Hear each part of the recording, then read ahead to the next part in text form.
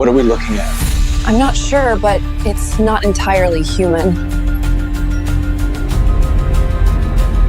What if the Bible never told us the full story? They came from above and changed everything. The sons of God and their children, the Nephilim, a forgotten chapter of human history. Banned from Scripture, buried by time, but never gone. Now science and Scripture are colliding. They tried to erase the truth, but some mysteries refuse to die. From Eden to Enoch to now. Who were the sons of God? This is the Genesis you were never meant to see. The Genesis account. Uncover the forbidden history. What if the Bible's creation story isn't what it seems? Hidden within Genesis lies a cryptic phrase, sons of God, that scholars have debated for centuries. Are they angels, extraterrestrials, or something far more mysterious? Ancient texts, such as the Book of Enoch, tell a shocking alternate version of these events, describing fallen beings who walked among humans. Today, we're uncovering the truth behind these enigmatic figures and their giant offspring, the Nephilim. Most people recognize the basic Genesis creation story, God making the world in 6 days, Adam and Eve in the garden, the serpent and the fall. But this simplified version misses the strange details buried in the original Hebrew text. The Sunday school telling leaves out entire sections that confused even early biblical scholars. The ancient rabbis who first studied these texts saw problems modern readers gloss over. For example, Genesis 1 describes creation one way, then Genesis 2 starts over with a different sequence. The Hebrew text contains words with multiple meanings that translations can't capture. Terms like Elohim get flattened to God when they could mean gods, judges, or divine beings. Early Christian leaders argued bitterly about how to interpret these passages. Some church fathers believed Genesis contained deep mystical truths, while others insisted on literal readings. Church councils eventually established official interpretations, but the debates never fully stopped. The arguments continue today among scholars. Archaeology keeps finding things that don't fit traditional understandings. Ancient Mesopotamian tablets describe creation stories eerily similar to Genesis, but with important differences. The famous Epic of Gilgamesh includes its flood narrative with parallels to Noah. These discoveries force us to ask whether Genesis was correcting other ancient accounts or borrowing from them. The more closely we examine Genesis, the stranger it becomes. Right before the flood story, we suddenly meet the sons of God taking human wives. The text mentions the Nephilim without explanation, calling them men of renown. These abrupt references suggest the writer assumed the audience knew things we've forgotten. Ancient Jewish scholars filled notebooks debating these mysteries. Some argued the sons of God were fallen angels, while others said they were human rulers. The Dead Sea Scrolls show how diverse Jewish beliefs were before settling into mainstream interpretations. Early Christians inherited these debates along with the Hebrew scriptures. Modern biblical scholars note how Genesis seems to preserve fragments of older stories. The two creation accounts in chapters 1 and 2 may come from separate traditions. The flood narrative contains duplicate details that suggest multiple versions got combined.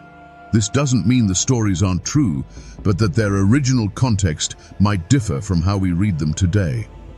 Scientific discoveries add more questions. Geologists find evidence of ancient floods, but nothing matching the Bible's global catastrophe. Anthropology shows human civilizations developing far earlier than biblical timelines suggest. None of this disproves Genesis, but it forces us to ask what kind of truth these stories contain. The Hebrew language itself holds clues. Unlike English, biblical Hebrew doesn't separate history from story. Both are the same word. The writers may have aimed for theological truth rather than modern factual accuracy. Their worldview allowed supernatural and natural explanations to coexist in ways that baffle us today. All these questions converge on Genesis chapter 6, where the sons of God appear without introduction. The text gives no clear definition, treating them as something the original audience would recognize. Later Jewish writings elaborate extensively on these figures, but the Bible explains some puzzles while creating new ones. Augustine argued that the sons of God were descendants of Seth marrying Cainites, but this raises other questions. Why would such unions produce supernatural offspring? The text presents something extraordinary happening at this point in human history. Modern translations sometimes obscure the strangeness. The King James famously calls the Nephilim giants, while newer versions use fallen ones or leave the term untranslated. These choices reflect theological debates about what happened in the antediluvian world. Ancient Jewish interpreters fill the gaps with elaborate legends. The Book of Enoch describes 200 rebel angels descending to earth, teaching forbidden arts and fathering hybrid children. Though not scripture for most Christians, such writings show how early believers understood these cryptic Genesis references. Archaeology occasionally finds skeletons of unusually tall people from ancient times. Mainstream science explains them as genetic disorders, but ancient writers might have seen them differently. Could these discoveries connect to the biblical Nephilim? The truth remains unclear. Comparative mythology shows similar stories across cultures. Greek myths tell of gods mating with humans to produce heroes. Sumerian kings' lists describe rulers with impossibly long lifespans. These parallels suggest Genesis may be responding to or adapting widespread ancient traditions. The flood story raises more questions when we look closely. Genesis 6 says the Nephilim were present both before and after the flood. How could this be if the deluge wiped out all life except Noah's family? The text implies something stranger than simple divine judgment. What if the Genesis account we think we know hides layers of meaning? What if those two brief verses about the sons of God actually point to an entire forgotten history? The text gives us just enough to wonder, but not enough to be certain. This mystery sets the stage for examining who or what these beings were. The phrase "sons of God" appears suddenly in Genesis 6:2 without explanation. The Hebrew original says "Bene Elohim," a term that shows up in other parts of the Bible with different meanings. In Job 1:6, the same phrase refers to heavenly beings standing before God. But in Psalm 82, Elohim seems to mean human judges. This ambiguity has led to centuries of debate. Ancient cultures surrounding Israel had similar ideas about divine beings interacting with humans. The Canaanites worshipped the sons of El, their high god. Mesopotamian texts describe the Anunnaki, gods who came down from heaven. These parallels suggest the biblical writers were using familiar concepts while giving them distinct meanings. Jewish scholars from ancient times couldn't agree on who the sons of God were. Some, like Rashi, argued they were human nobles, while others, like Ramban, insisted they were angels. The earliest interpretations often favored the heavenly being view, but medieval commentators shifted toward human explanations. This shows how understandings changed over time. The Greek Septuagint translation from 200 BC translates Bene Elohim as angels of God. This proves early Jewish communities understood the term this way before Christ. Yet, by the time of the Masoretic text centuries later, alternative interpretations had emerged. The translation differences reveal evolving theological beliefs. Modern scholars note how Genesis seems to preserve remnants of older Near Eastern ideas. Some suggest the sons of God might come from an early Israelite polytheistic tradition before monotheism became dominant. The text's ambiguity could reflect a time when people believed in multiple divine beings under Yahweh's authority. Genesis implies these beings could reproduce physically with humans. This challenges traditional views of angels, like the Book of Enoch expand on this idea, describing fallen angels fathering hybrid offspring called Nephilim, but the biblical text itself offers few details. The New Testament contains possible references to these events. Jude chapter 6 mentions angels who left their proper dwelling, and 1 Peter 3:19 speaks of imprisoned spirits. Some scholars connect these to Genesis 6, while others see different traditions. Even early Christians didn't completely agree on the interpretation. Archaeology hasn't provided direct evidence of these beings, but it shows how ancient people viewed the divine world. Artifacts depict heavenly beings interacting with humans across many cultures. The Bible often responds to these widespread ideas rather than creating entirely new concepts. The Dead Sea Scrolls include multiple interpretations of these passages. Some scrolls expand the story dramatically, while others avoid the topic completely. This shows even ancient Jewish groups disagreed about how to understand the Sons of God passages. Christian tradition developed its explanations. Some church fathers connected the sons of God to the line of Seth, intermarrying with Cain's descendants. But this doesn't explain why their offspring would become mighty men of old. Other early Christian writers maintained the angelic interpretation despite theological problems. The text structure adds to the mystery. The Sons of God passage appears right before the flood story, as if explaining why judgment came. Yet the Bible never clearly states that their actions caused the flood. Later Jewish writings make this connection explicit, but Genesis leaves it ambiguous. Neighboring cultures also had stories about divine beings interfering with humanity. The Greek myths of gods fathering heroes with mortal women share similarities. Some scholars argue these are distorted memories of the same events Genesis describes more accurately. Others see them as independent traditions with common roots. The term Elohim itself adds complexity. While often translated as God, it's a plural form that can mean gods, judges, or supernatural beings. The Hebrew text sometimes uses grammatical tricks to make this plural noun work with singular verbs when referring to Yahweh. This linguistic nuance affects how we read these passages. Early translations struggled with these terms. The Latin Vulgate understood Bene Elohim as children of God, while the Aramaic Targums called them sons of nobles. These choices reflect the translator's theological views more than linguistic necessity. Modern versions continue this pattern of interpretation through translation. The passage raises scientific questions today. Some researchers suggest ancient reports of gods interbreeding with humans might describe advanced beings genetically modifying early humans. While controversial, this shows how modern perspectives continue to reshape our understanding of these texts. Biblical references after Genesis complicate the picture further. Numbers 13 mentions Nephilim existing after the flood, though Genesis implies they died in it. Some scholars see this as evidence of different source traditions combined in the final text. Others propose the Nephilim re-emerged from surviving bloodlines. The text's original audience likely knew stories about these beings that we've lost. Genesis doesn't explain because readers at the time didn't need explanations. Modern scholars try to reconstruct this missing context through ancient texts and archaeology, but many gaps remain. Who were these mysterious sons of God? The text gives us clues but no definitive answers. They appear briefly but leave a lasting mark on biblical interpretation.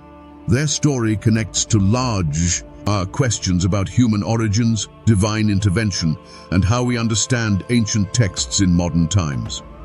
Many ancient Jewish texts identify the sons of God contain multiple references supporting this interpretation. The Book of Jubilees, an important Jewish work from around 200 BC, directly states that angels descended to earth in the days of Jared. This matches the timeline in Genesis before the flood story begins. The Book of Job provides key evidence for the angelic view. Job 1:6 and 2:1 both use the term Bene Elohim to describe heavenly beings presenting themselves before God. The same phrase in Genesis 6 seems to carry the same meaning. Job 38:7 adds that these sons of God shouted for joy during creation, clearly placing them in the divine realm rather than the human. Early Christian writers connected Genesis 6 to other biblical passages about fallen angels. Jude 6 refers to angels who abandoned their proper dwelling. 2 Peter 2:4 mentions angels who sinned and were cast into darkness. Many church fathers saw these as describing the same event as Genesis 6. The connections form a consistent picture across multiple biblical books. The first Book of Enoch provides the most detailed angelic interpretation. It names 20 leaders among the 200 rebellious angels who descended. Each angel supposedly taught humanity specific forbidden arts, from metalworking to astrology. The text claims that this corrupted mankind to the flood judgment. While not canonical scripture for most Christians, Enoch shows how ancient Jews understood these Genesis passages. Some New Testament verses may reference these events. 1 Corinthians 11:10 mentions angels in the context of head coverings for women. Some scholars think this relates to the Genesis 6 account about angels being attracted to human women. 1 Timothy 2:9-12's instructions about women's conduct could also connect to these older traditions about angelic interaction. Ancient Jewish historian Josephus wrote about he angel interpretation in Antiquities of the Jews. He described the sons of God as angels who married women against God's will. Josephus placed these events just before Noah's flood, matching the Genesis timeline exactly. His writings show this understanding remained common in first-century Judaism. The Church Fathers debated this interpretation extensively. Justin Martyr and Tertullian supported the angel view, citing multiple biblical passages. But later theologians like Augustine argued against it, fearing it gave angels too much physical power. The debate continued for centuries, with neither side able to fully disprove the other. The angel interpretation raises several theological questions. If angels could reproduce physically, what does that say about their nature? The traditional view sees angels as purely spiritual beings. Genesis chapter 6 challenges this assumption unless we reinterpret what taking wives actually meant. Some suggest it describes possession rather than physical union. Another issue concerns free will and corruption. If angels fell through relationships with humans, what warning does this hold? The text implies boundaries existed between heavenly and earthly beings that shouldn't have been crossed. The forbidden knowledge theme appears in both biblical and extra-biblical accounts of these events. Scientific perspectives add new dimensions to this ancient debate. Modern genetics shows how DNA could theoretically be manipulated by advanced beings. Some researchers propose that ancient stories of gods mingling with humans might describe early genetic engineering. While speculative, this offers a potential scientific framework for understanding the biblical accounts differently. Archaeology provides indirect support for extraordinary ancient knowledge. Artifacts like the Antikythera mechanism show advanced technology existing earlier than expected. Ancient constructions display mathematical and astronomical precision that seems in traditions about fallen angels teaching forbidden arts to humanity. Comparative mythology strengthens the angelic interpretation. Greek myths describe Prometheus giving fire to humans against Zeus's will. Sumerian tablets tell of gods providing civilizations' foundations. These parallels suggest widespread ancient memories of supernatural beings interacting with mankind. The biblical account may be the most restrained version of these common traditions. The Septuagint, the Greek translation of Hebrew scriptures from 200 BC, consistently renders Bene Elohim as angels. This proves how early Jewish scholars understood the term. The translation choices reflect centuries of tradition, interpreting these beings as heavenly rather than human. Later Hebrew interpretations that diverged from this had to explain why they changed the understanding. Objections to the angelic view center around theological problems. If angels can fall so completely, what does that say about heavenly beings? How could spiritual creatures engage in physical reproduction? These questions led some scholars to seek human interpretations instead, but the linguistic and textual evidence continues to make the angelic case compelling despite these difficulties. Could Genesis be describing actual divine beings intermingling with humanity? The text presents the sons of God matter-of-factly, assuming the audience knows who they are. Later biblical books maintain this mysterious tradition without clear explanations. The angelic interpretation remains the most straightforward reading of these puzzling passages, connecting dots throughout Scripture that other views struggle to reconcile. The Nephilim appear in Genesis 6:4 immediately after the mention of the sons of God taking human wives. The text calls them mighty men of old, men of renown, but gives no further explanation. The Hebrew word Nephilim likely comes from the root meaning to fall, suggesting fallen ones or those who cause others to fall. Early translations understood them as giants. The Greek Septuagint uses the word gigantes, while the Latin Vulgate calls them gigantes. Ancient Jewish interpretations varied widely about who the Nephilim were. Some saw them as brutal tyrants descended from the angel-human unions. Others believed they were supernatural hybrids with physical and mental abilities beyond normal humans. The Book of Enoch describes them as giant offspring who consumed all human food before turning on mankind itself. These details suggest the biblical text may summarize a much larger tradition. Other cultures told similar stories about semi-divine giants. Greek mythology had the Titans, offspring of gods and humans. The Babylonian epic of Gilgamesh features the giant Humbaba. The Sumerian king list mentions rulers with lifespans spanning thousands of years. These parallels indicate a shared ancient understanding about powerful beings existing before recorded history. Archaeological findings sometimes fuel the Nephilim theories. Several ancient skeletons measuring over 7 feet tall have been discovered worldwide. In 1890, excavators in Ohio uncovered a burial mound containing skeletons around 8 feet long. Similar discoveries in Egypt, Turkey, and South America have been documented. While mainstream archaeology explains these as isolated cases of genetic conditions, some connect them to ancient accounts of giants. The Bible mentions Nephilim existing both before and after the flood. Numbers 13 describes spies returning from Canaan with reports of giant descendants of Anak. Deuteronomy says these Anakim were Rephaim, another term sometimes connected to Nephilim. The persistence of giant clans after the flood raises questions about how they survived or returned.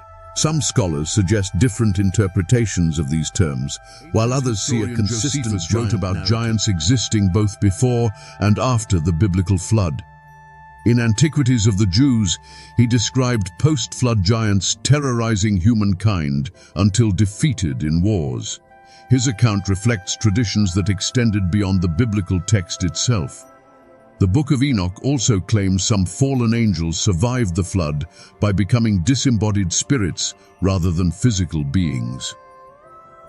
Comparative mythology strengthens these connections. Nearly every ancient culture has myths about giants. The Mahabharata of India describes massive battles with supernatural beings. Norse legends tell of frost giants opposing the gods. Native American traditions speak of an ancient race of stone giants. The widespread nature of these stories suggests they may preserve distorted memories of common events. The Bible contains detailed descriptions of later giant encounters. Goliath, whom David defeated, stood over 9 feet tall, according to 1 Samuel. 2 Samuel mentions other Philistine giants with 6 fingers and toes. Chronicles lists multiple giant warriors killed by David's men. These accounts seem to present giants as a continuing threat long after the flood. Scientific explanations for giant reports vary. Some researchers suggest that pituitary disorders could produce extreme height. Others propose that genetic memory of earlier human species, like Neanderthals, might have influenced the stories. A few scientists argue that ancient humans may have encountered and mythologized discovered dinosaur bones. None of these theories fully explains the consistent biblical connections between giants and supernatural origins. The Dead Sea Scrolls contain several references to giants, showing their importance in Second Temple Judaism. The Book of Giants, found among the scrolls, expands on the Nephilim tradition from Enoch. It describes giant offspring havings. Dreams of judgment and seeking Enoch's interpretation.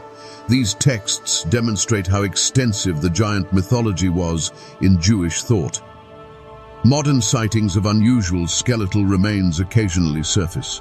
In 1911, the New York Times reported archaeologists finding giant skeletons in Wisconsin. Similar reports came from Spain in 1950 and the Caucasus in 2008. Most mainstream scientists dismiss these as exaggerations or hoaxes, but they continue fueling speculation about ancient giants. Linguistic analysis shows how different terms for giants appear throughout Scripture. Nephilim, Rephaim, Anakim, Emim, and Zamzumim all describe large or powerful groups. Some scholars argue these represent distinct tribes, while others see them all connected to the original Nephilim. The biblical authors considered these groups noteworthy and potentially dangerous. The Nephilim account poses theological questions. Why would God allow such beings to exist? How do they fit into the biblical view of human origins? Some suggest they represent ancient attempts to explain unusually violent warlords or advanced civilizations. Others maintain they were literal hybrid creatures resulting from forbidden unions. The text offers no definitive answers, leaving room for continued debate. Modern genetics adds another layer to the discussion. Some researchers point to unusual DNA patterns as potential evidence of ancient genetic manipulation. The Human Genome Project discovered non-coding DNA segments with no clear evolutionary path. While controversial, these findings lead some to reconsider ancient accounts of beings tampering with human genetics. The persistence of giant stories across cultures and centuries suggests more than mere mythology. Whether the Nephilim were literal hybrid beings, genetically distinct humans, or symbolic representations of evil, their story continues to fascinate. The Bible presents them as part of a mysterious pre-flood world that remains only partially understood. Remains one of Scripture's most intriguing enigmas. The Book of Enoch gives what may be the most complete ancient account of the sons of God's story. Unlike the brief mention in Genesis, it names the rebel angels and describes their actions in detail. According to Enoch, 200 angels led by Shemi-Hazza decided to descend to Mount Hermon. They made a pact to take human wives and reveal secret knowledge. The book lists the leaders and what each angel taught mankind, from metalworking to magic spells. These angels taught humans skills they weren't meant to know. Azazel instructed people in metal weapon production and jewelry making.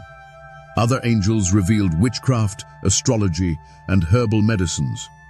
The text says this corrupted humanity by spreading violence and forbidden arts. The fallen angels also fathered giant offspring called Nephilim, who consumed resources and turned against humans. This matches but expands the Genesis account of mighty men of old. The Book of Enoch was widely known in ancient Judaism and early Christianity. Fragments found among the Dead Sea Scrolls prove Jews studied it before Christ's time. The New Testament letter of Jude quotes directly from Enoch, calling it prophecy. Early church fathers like Tertullian considered it scripture. Yet most churches eventually rejected it, leaving only the Ethiopian Orthodox Church to preserve the complete text.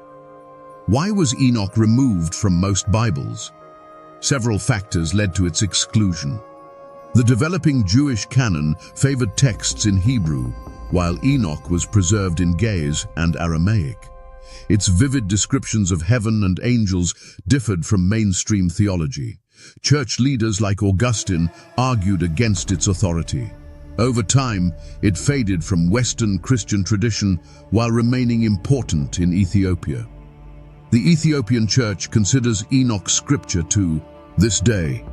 Their Bible includes it as part of the canon. Ethiopian Christians have preserved the book's complete text while other traditions lost it. The discovery of Dead Sea Scroll fragments confirmed the Ethiopian version's authenticity.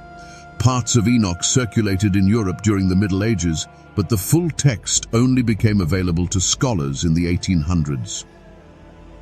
Modern scholars debate how much historical truth Enoch contains. Some view it as Jewish mythology expanding on brief biblical references. Others note its detailed angelology matches concepts found in other ancient Near Eastern texts. The precise dating remains uncertain, with estimates ranging from 300 BC to the 1st century AD. Parts may preserve older oral traditions about pre-flood events. The fallen angels take center stage in Enoch's narrative. Shemihaza and the others realize too late the consequences of their actions. They beg Enoch to intercede for them when divine judgment comes. The book describes their eventual binding in darkness until the final judgment. This elaborates on Jude's reference to angels kept in eternal chains.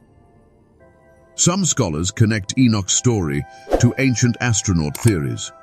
The angels teaching advanced skills could represent extraterrestrials sharing technology. The giant offspring might be described in genetic experiments. While speculative, these parallels interest researchers studying ancient accounts of contact with advanced beings. The Nephilim appear more frightening in Enoch than in Genesis. They grow to enormous size and consume all human food. When hungry, they turn against mankind itself. The text claims their violent spirits became demons after death. Some Jewish traditions hold that these spirits caused the flood by corrupting all life. Enoch describes how the earth cried out against these injustices.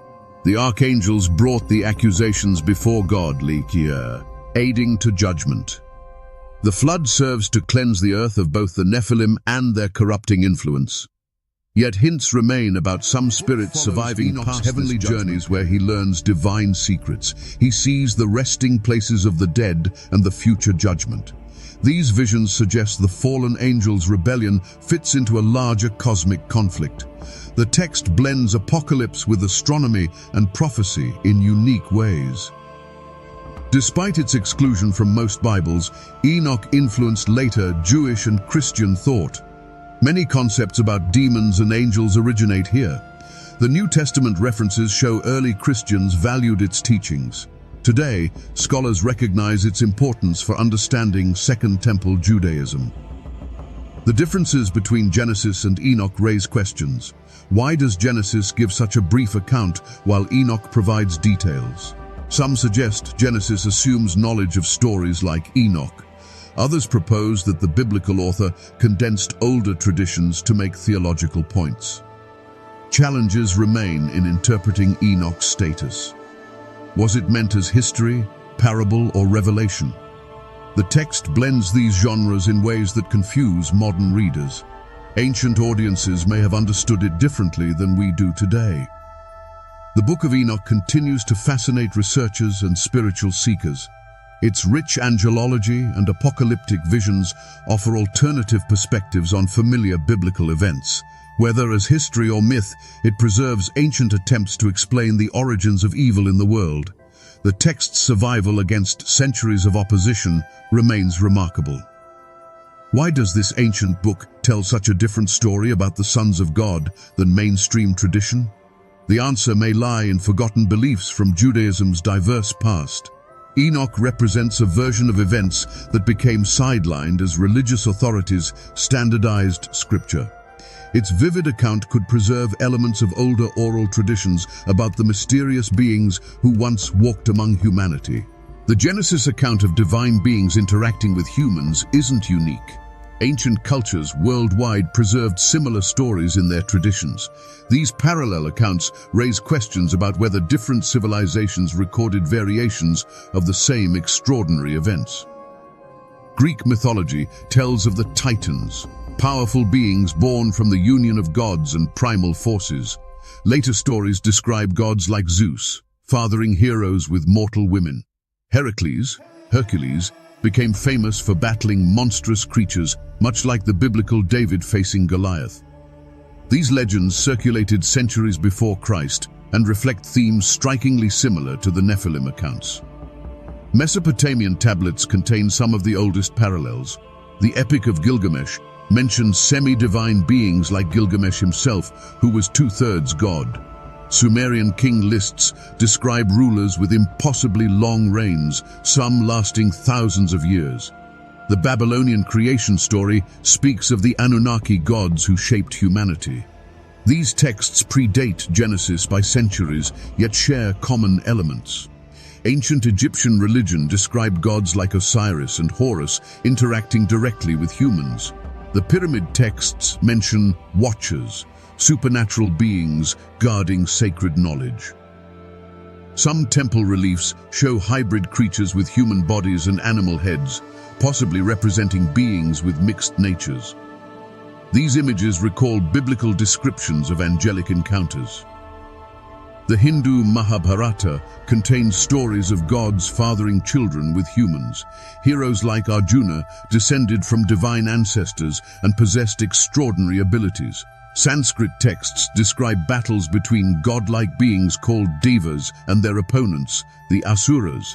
These conflicts mirror biblical accounts of heavenly wars between angels.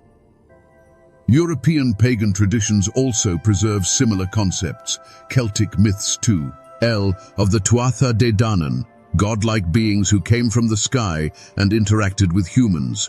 Norse legends describe the Aesir gods who occasionally took human Edda mentions giant descendants of the original frost beings, comparable to the Nephilim.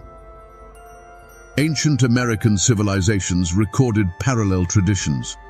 The Maya Popol Vuh describes earlier failed attempts to create humans before the current race. Aztec legends speak of Quetzalcoatl, the feathered serpent god who helped shape humanity. Some Native American tribes preserved stories of star people visiting Earth in ancient times. Archaeological discoveries continue to uncover puzzling evidence. The Lolodov plate found in Nepal depicts a being resembling modern descriptions of aliens. Ancient cave paintings in Australia and France show unusual humanoid figures. The Wandjina spirits of Aboriginal art look strikingly different from typical human forms.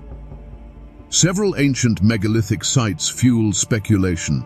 Structures like Baalbek in Lebanon contain stone blocks weighing over 1,000 tons. The precision of Egyptian pyramids continues to baffle engineers. Some researchers argue that this advanced construction knowledge could relate to ancient accounts of beings sharing forbidden wisdom. The flood narrative appears across cultures too. Aside from the biblical account, Mesopotamia had the Epic of Gilgamesh.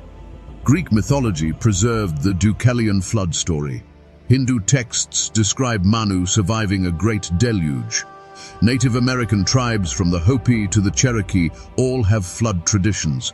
This global similarity suggests a shared ancient memory.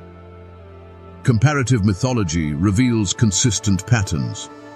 Nearly every ancient civilization told stories about 1. Beings descending from heaven, divine human hybrids, extraordinary knowledge given to humans, a catastrophic global flood. Surviving ancestors who preserved knowledge, scholars debate what these parallels mean. Some argue they prove biblical events happened. Others suggest widespread human imagination created similar myths. A third view proposes that ancient people encountered something extraordinary that they could only describe in religious terms. Another dimension is added by genetic studies. According to research, a small population that survived a bottleneck event is the ancestor of all modern humans. According to some scientists, this may have something to do with flood stories. Considering the evolutionary timelines of humans, some DNA markers seem abnormally recent. These worldwide parallels are cited as proof by ancient astronaut theorists. They suggest that long ago, advanced beings came to Earth and interacted with early humans. Through their cultural lenses, various cultures documented these encounters, producing variations of events that were essentially the same. Some anomalies are problematic for mainstream archaeology. The Antikythera mechanism demonstrates the surprisingly sophisticated technology of the Greeks. Batteries from Baghdad raise the possibility of prehistoric electrical knowledge.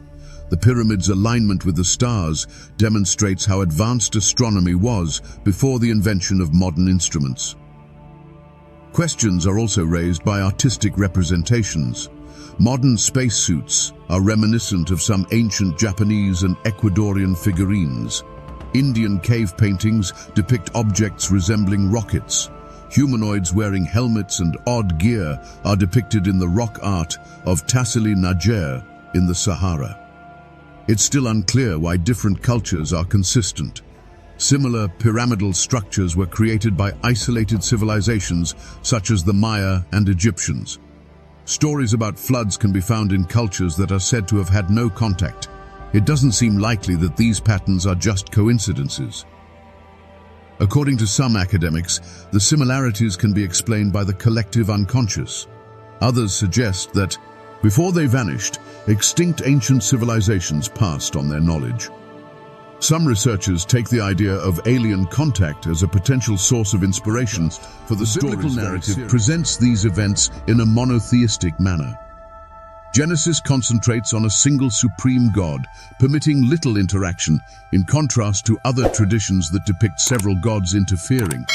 Rather than lessening the interest in the similarities, this theological difference enhances them. Ancient people took these stories seriously, according to historical records. Herodotus and other Greek historians claim to have seen enormous skeletons.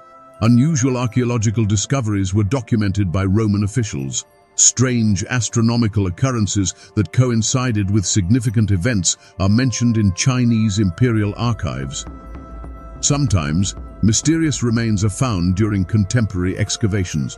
Newspapers from the early 20th century may have exaggerated stories about oversized skeletons, but some discoveries are inexplicable. Unknown biological alterations can be seen in the Peruvian elongated skulls.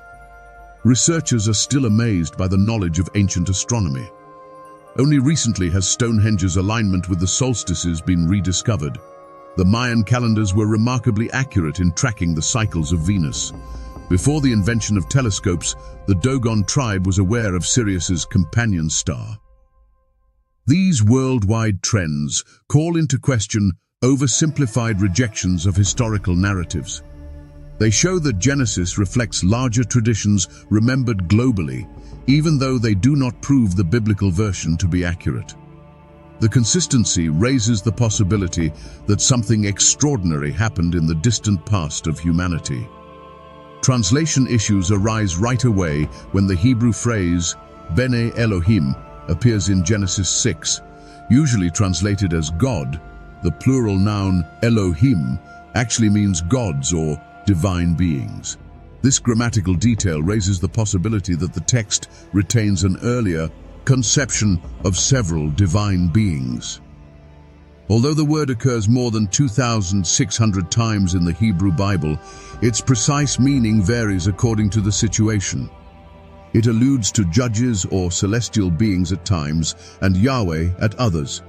The Sons of God passage becomes unclear as a result of this flexibility. Outside of Genesis 6, the phrase Bene Elohim only occurs a few times. Angelic beings appear before God in Job chapter 1:6 and Job 38:7. Similar language regarding celestial creatures is used in Psalm 29:1. However, the Dead Sea Scrolls Deuteronomy chapter 32:8 uses Bene Elohim to refer to divine beings assigned to nations, demonstrating the term's versatility. Determining a single meaning is challenging due to these diverse applications. This ambiguity was handled differently in earlier translations. The pre-Christian Jewish understanding of Bene Elohim is demonstrated by the Greek Septuagint, which consistently translated it as angels of God. However, it was frequently softened to sons of nobles in the Aramaic Targums, reflecting later theological discomfort with the physical interaction of divine beings. Some scholars contend that the slightly different wording used in the Samaritan Pentateuch contains hints about lost traditions. Further questions are raised by the grammatical structure of Genesis 6:1-4. When talking about Elohim, the passage alternates between singular and plural verbs, indicating that the original authors balanced conflicting ideas. While some verses refer to Elohim as a single god, others suggest several different beings. A text that preserves older polytheistic concepts while transforming them into monotheistic theology is hinted at by this tension. Context is provided by comparative Semitic linguistics. In Ugaritic texts, the term Ben Ilm is used to refer to members of the divine council. Sons of El, their high god, were mentioned. Similarities imply that Genesis redefines terminology for Israelite theology, while using language that was familiar to audiences in the ancient Near East. The biblical distinctions stand out more because of the common terminology. The term Nephilim is also difficult to translate. It may mean fallen ones or those who cause others to fall, as it comes from the root naphal, which means to fall. While some ancient translations left it untranslated, others translated it as giants. Though its precise meaning is still up for debate, the term only occurs twice in the Hebrew Bible, in Genesis 6 and Numbers 13. This sparse use implies that the original audience was aware of references that we now consider cryptic. Another layer is added by Masoretic vocalization. Vowel points were added to the Hebrew text centuries after it was first written, and they are now part of the current version. These can occasionally direct interpretation in specific theological directions. The Masorete's choice of a vocalization for Bene Elohim, which supports the angelic reading, demonstrates how the phrase was interpreted in later Jewish tradition. Textual differences between ancient versions show how interpretations have changed over time. There are several textual traditions for these passages in the Dead Sea Scrolls. Additional information about the Nephilim not found in Hebrew texts is included in certain Septuagint manuscripts. The chronological fit of the Sons of God episode is altered by the Samaritan Pentateuch's different arrangement of the flood story. According to some academics, remnants of Israel's polytheistic past are preserved in the text. A divine council is mentioned in passages such as Psalm 82, where God judges other Elohim. Israel was initially mentioned in Deuteronomy 32, 8-9, as Yahweh's share of the nations given to other gods.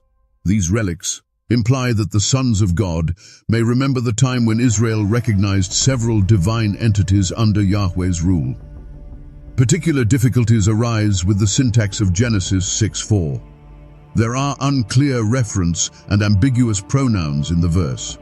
Whether the Nephilim existed before the union or as a result of it is hard to say. Readers are forced to make interpretations based on context and external sources because there are no clear connections. This ambiguity appears to be deliberate in order to preserve several possible interpretations. Jewish interpreters of antiquity struggled with these ambiguities. Angels falling from heaven are explained by the Targum pseudo-Jonathan. Details about demons that come from the Nephilim are added to the story in the Book of Jubilees. These additions demonstrate how readers over the years tried to make sense of the ambiguities in the original text. Deliberate wordplay is highlighted by contemporary linguistic analysis. The passage establishes thematic connections between the verb naphal, to fall, and Nephilim, fallen ones. Nearby names and terms share similar sound patterns, indicating that the text uses language to convey deeper meanings. These literary devices demonstrate compositional sophistication that goes beyond straightforward narrative. Grammatical particles used in the Hebrew text subtly alter meanings.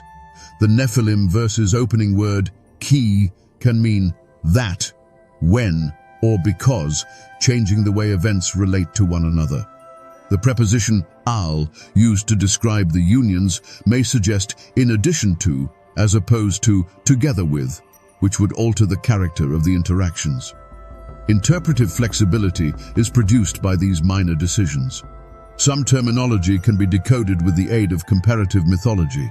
For Mesopotamian hero kings, the phrase "men of renown" is similar to an epithet. The description of mighty men is similar to terminology used in Ugaritic texts for warriors that while claiming theological uniqueness, the biblical author interacted with local storytelling customs. Possible layers of editing are revealed through text criticism. Older material may have been inserted into the narrative of Genesis 6 at certain points, according to some scholars. A story that the original audience was already familiar with is hinted at by the abrupt and unexplained introduction of the sons of God. These gaps suggest that we are reading a simplified version of more intricate traditions. The meaning of the passage is altered when these linguistic subtleties are understood. Because ancient readers contributed contextual knowledge that we do not currently possess, the text does not provide a clear definition of the sons of God. The grammar permits a word to have more than one meaning. This adaptability could help to explain why early commentators could legitimately disagree while all citing the Hebrew text as evidence. The true mystery lies not only in the identities of the sons of God, but also in the fact that the text leaves the question open rather than providing an answer. What if the sons of God mentioned in Genesis were something completely different from supernatural beings? According to some scholars, these enigmatic figures might symbolize early interactions with extraterrestrial visitors. According to the ancient astronaut theory, early humans used religious terminology to describe highly developed alien civilizations because they lacked the vocabulary necessary for space travel or sophisticated technology. Numerous details in the Genesis story, according to the theory, are consistent with contemporary UFO encounters. The sons of God coming down to Earth is similar to reports of spacecraft landings in the present day. Their fascination with human women is similar to claims of abduction by aliens that involve reproductive experiments. Early attempts at genetic hybridization may be described by the resulting Nephilim offspring. Advocates of ancient astronauts cite comparable cultural narratives. The Anunnaki gods are described in the Sumerian tablets as emerging from the sky to mine gold. According to Hindu texts, gods are transported between worlds by flying machines known as vimanas. Without sophisticated observation instruments, it would seem impossible to preserve the detailed astronomical knowledge about Sirius that the Dogon tribe of Mali did. These worldwide trends point to more than just chance. These theories are supported by certain ancient artifacts. The 2,000-year-old Baghdad battery seems to be able to produce electricity. An example of advanced astronomical knowledge is the Antikythera mechanism, an ancient Greek device. Only at high elevations can one see the enormous geometric patterns formed by the Nazca lines in Peru. It is difficult for mainstream archaeology to explain how these were made using the technology available at the time. Biblical angel encounters and contemporary UFO sightings have a lot in common. Both ancient texts and modern reports mention bright lights, unexpected appearances, and messages from above. Similar to descriptions of angels or Nephilim, some abduction stories describe creatures of unusual height and appearance. What people may be seeing is called into question by the consistency over millennia. Another dimension is added by genetic research. There are sequences in the human genome that have no obvious evolutionary history. These might indicate ancient genetic manipulation, according to some scientists. Researchers are perplexed by the abrupt emergence of advanced human traits in the archaeological record. Could the ancient tales of beings transforming humans be related to these scientific mysteries? Conventional religious interpretations are called into question by the ancient entities may have been mistaken for gods by alien visitors. Some theologians contend that God could operate through natural means, such as highly developed civilizations. So this does not necessarily contradict faith. However, it does necessitate reconsidering presumptions regarding biblical revelations and miracles. These connections continue to be questioned by mainstream science. The majority of archaeologists contend that without outside assistance, ancient peoples were perfectly capable of building magnificent structures. Psychologists propose that common neurological phenomena are the cause of UFO sightings. However, some anomalies defy simple explanation, opening the door to other theories. The theory provides potential explanations for biblical details that are difficult to understand. An advanced species interbreeding with early humans could be described by the sons of God taking wives. Their shared forbidden knowledge could be scientific or technological advances. Attempts to restart a failed genetic experiment may be reflected in the flood narrative. Although these interpretations are still theoretical, they offer a framework that some people find convincing. Certain biblical passages that appear to describe advanced technology are highlighted by researchers studying ancient astronauts. Spacecraft have been likened to Ezekiel's concept of wheels within wheels. Israel may be guided by a pillar of fire and cloud that functions similarly to rocket propulsion. Nuclear explosions are mirrored in the devastation of Sodom and Gomorrah. These passages, whether literal or metaphorical, demonstrate how the Bible uses imagery that is relevant to contemporary technological ideas. The abrupt rise of civilization is another topic covered by the theory. Human societies underwent a swift transition from hunter-gatherers to city builders approximately 6,000 years ago. Almost at the same time, writing, agriculture, and sophisticated government emerged in disparate areas. Advocates of ancient astronauts question whether this significant change could be explained by external intervention. Critics contend that the theory undervalues the inventiveness of ancient humans. They point out that with the use of tools and knowledge appropriate to the time, many impossible ancient artifacts have been replicated. Simple surveying methods can be used to create the Nazca lines.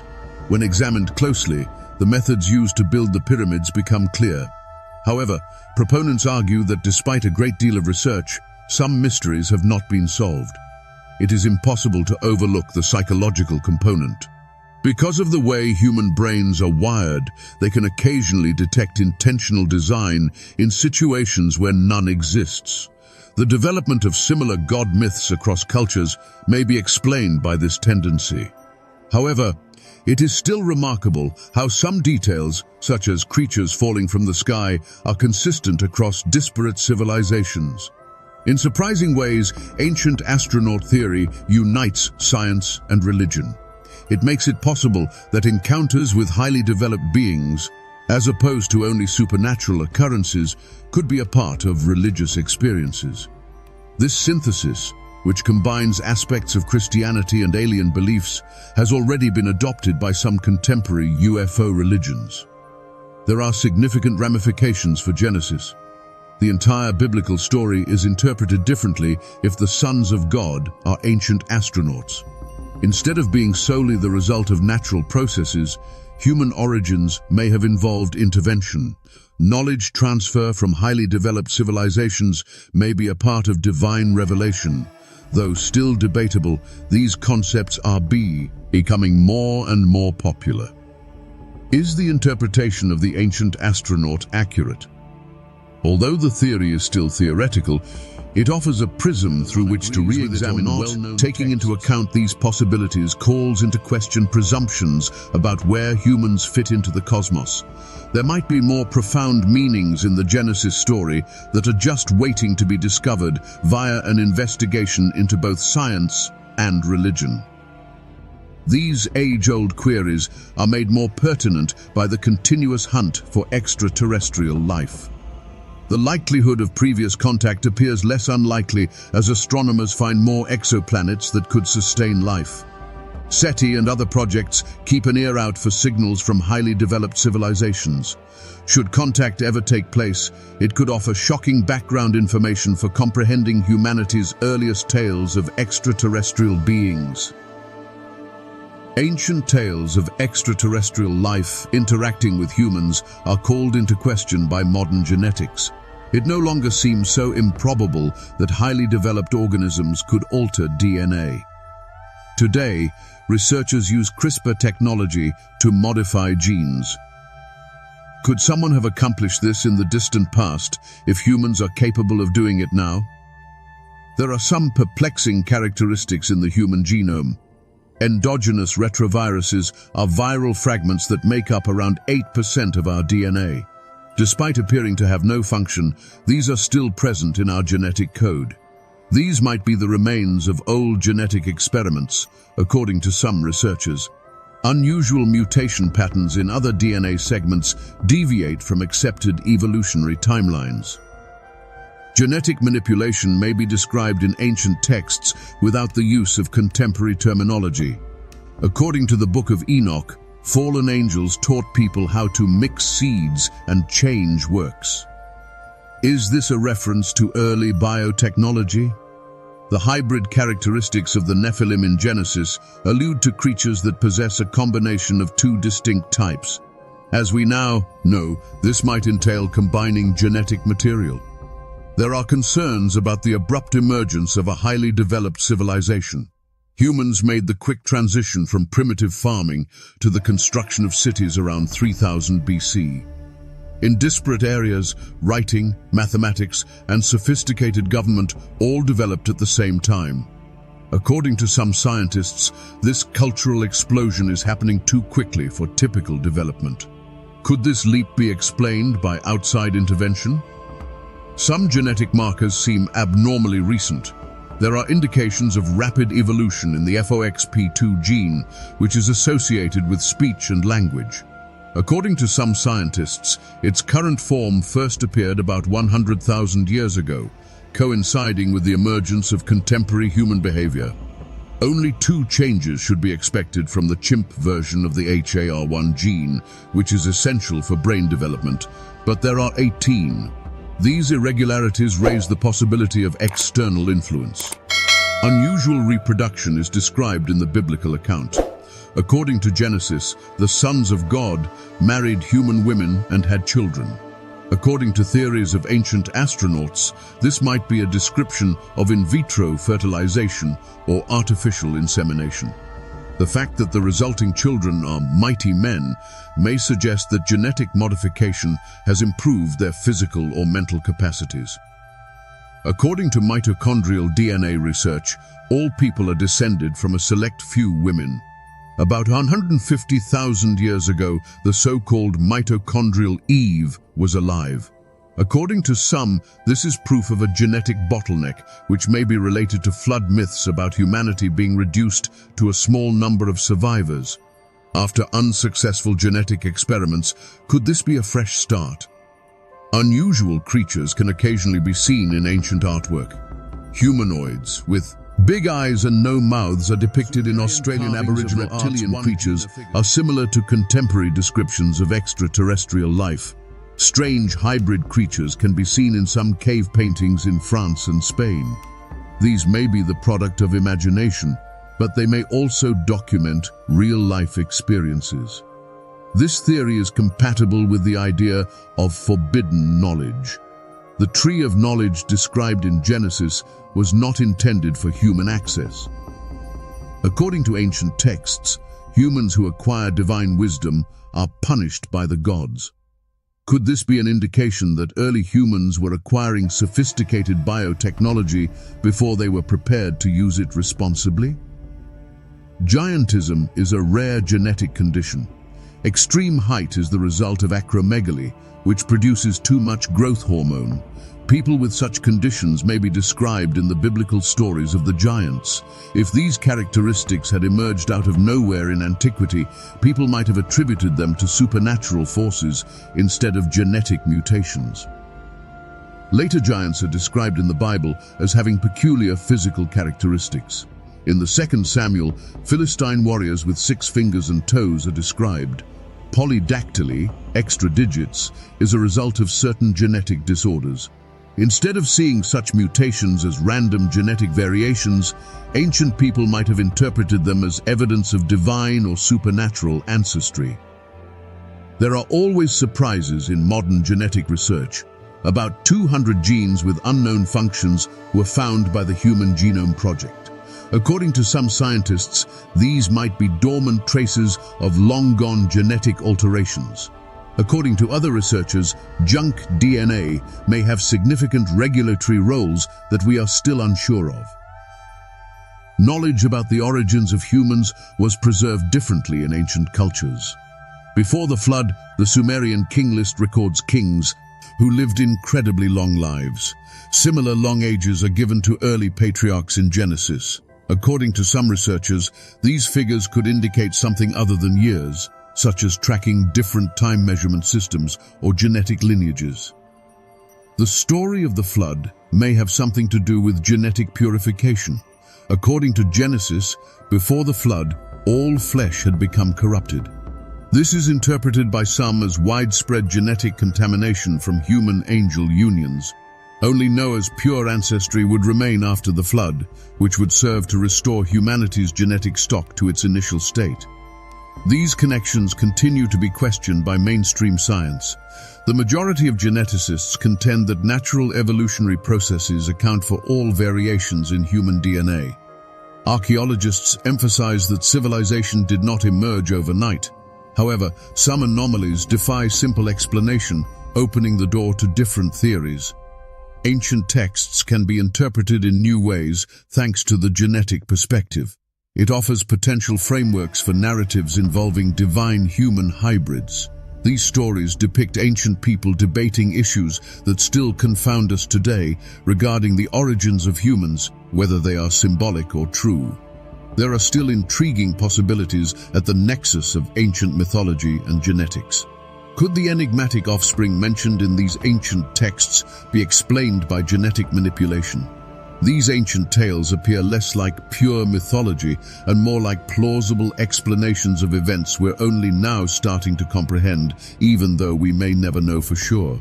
We might need to reevaluate what our ancestors were attempting to convey to us about humanity's remote past as we gain more knowledge about genetics. What are the reasons behind the exclusion of some interpretations of the sons of God from mainstream doctrine? How religious leaders determined what became official doctrine that Christians would hold for centuries to come were greatly influenced by early church councils. To standardize Christian doctrine, church leaders convened at councils such as Nicaea in the 4th century. The books that belonged in the Bible and those that didn't were decided by a vote. Books that go into great detail about the sons of God, such as the Book of Enoch, were excluded. These choices were as much impacted by political power struggles as by theological considerations. What would be read by future generations was up to the victorious side. Everything changed when the Roman Empire became Christian. In order to fortify his empire, Emperor Constantine desired a single, cohesive church. Divergent interpretations were perceived as a danger to unity. Groups that held differing views on the sons of God or other contentious issues were labeled heretics. Frequently, their writings were destroyed. Alternative viewpoints were maintained by Gnostic Christians. They held that the divine origins of humanity were known in secret. The influence of spiritual beings on human development is described in certain Gnostic texts. However, these concepts were denounced by the mainstream church. The diversity of early Christianity was demonstrated in 1945 when archaeologists discovered Gnostic writings at Nag Hammadi. Judaism was similarly diverse, according to the Dead Sea Scrolls. Expanded versions of Genesis stories that were not included in the official Bible can be found in some scrolls. These writings address Nephilim and the sons of God in ways that deviate from conventional wisdom. Before the Romans destroyed their community, a Jewish rebel group hid them, which is how they survived. For centuries, biblical interpretation was dominated by powerful institutions. The Catholic Church made decisions about who could read and comprehend, and the Bible in the Middle Ages. Violent clashes resulted when reformers like Martin Luther questioned this system. Even so, the majority of Protestant denominations maintained the same fundamental beliefs regarding contentious verses such as Genesis 6. The suppression of knowledge is demonstrated in the Book of Enoch. Early Christians read it extensively. In fact, the Book of Jude in the New Testament contains quotations from it. However, church authorities decided it shouldn't be considered scripture by the 4th century. It was only used by the Ethiopian church. Until travelers brought copies back from Ethiopia in the 1700s, Western Christians had forgotten about Enoch. Suppressed traditions continue to be uncovered by archaeology. The early church rejected 52 of the texts in the Nag Hammadi library. Writings prohibited by mainstream Judaism were found in the Dead Sea Scrolls. These findings demonstrate that there were numerous alternative interpretations prior to the standardization of beliefs by authorities. According to some academics, the Sons of God interpretation was suppressed because it went against the authority of the church. What use did priests and sacraments serve if divine entities could communicate directly with people? Uncomfortable doubts concerning God's authority over creation were also brought up by the notion that angels rebelled and corrupted humanity. These choices were also influenced by political considerations. Instead of a religion with muddled tales of supernatural creatures, Roman emperors desired a religion that would unite their empire. Orthodoxy was defined by church leaders who collaborated with imperial authority. Those who didn't agree were labeled heretics. This issue was not entirely resolved by the Protestant Reformation. Reformers largely maintained traditional interpretations of the Bible with C's. While translating Septuagint used the angelic meaning of Bene Elohim, the King James translators decided to translate it as sons of God instead of angels of God. When modern scholarship questions conventional wisdom, it encounters opposition. Scholars who propose that the sons of God may be a representation of earlier polytheistic concepts occasionally encounter resistance. In many churches and seminaries, religious organizations continue to shape how these texts are interpreted. Everything changed when creation myths from the ancient Near East were discovered. The discovery of Babylonian tales that resembled Genesis by archaeologists demonstrated how the Bible addressed earlier customs. However, this called into question the notion that the Bible is wholly original.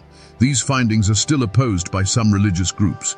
New tensions were brought about by science.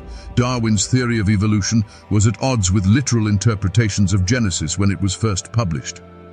In response, some Christians tried to make peace with science, while others rejected it.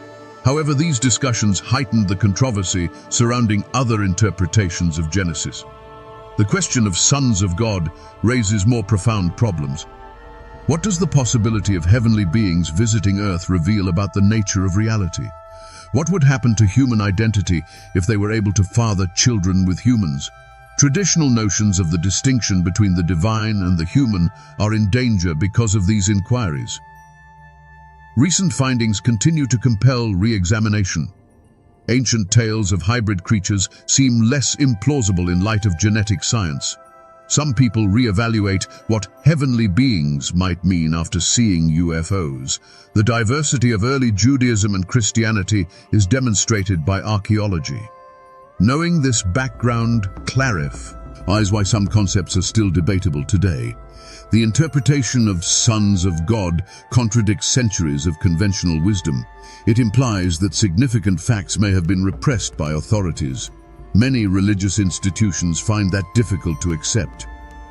The good news is that we have access to more information than ever before. Anyone can read ancient texts online that were previously only accessible to scholars. Reports on archaeology are published rapidly.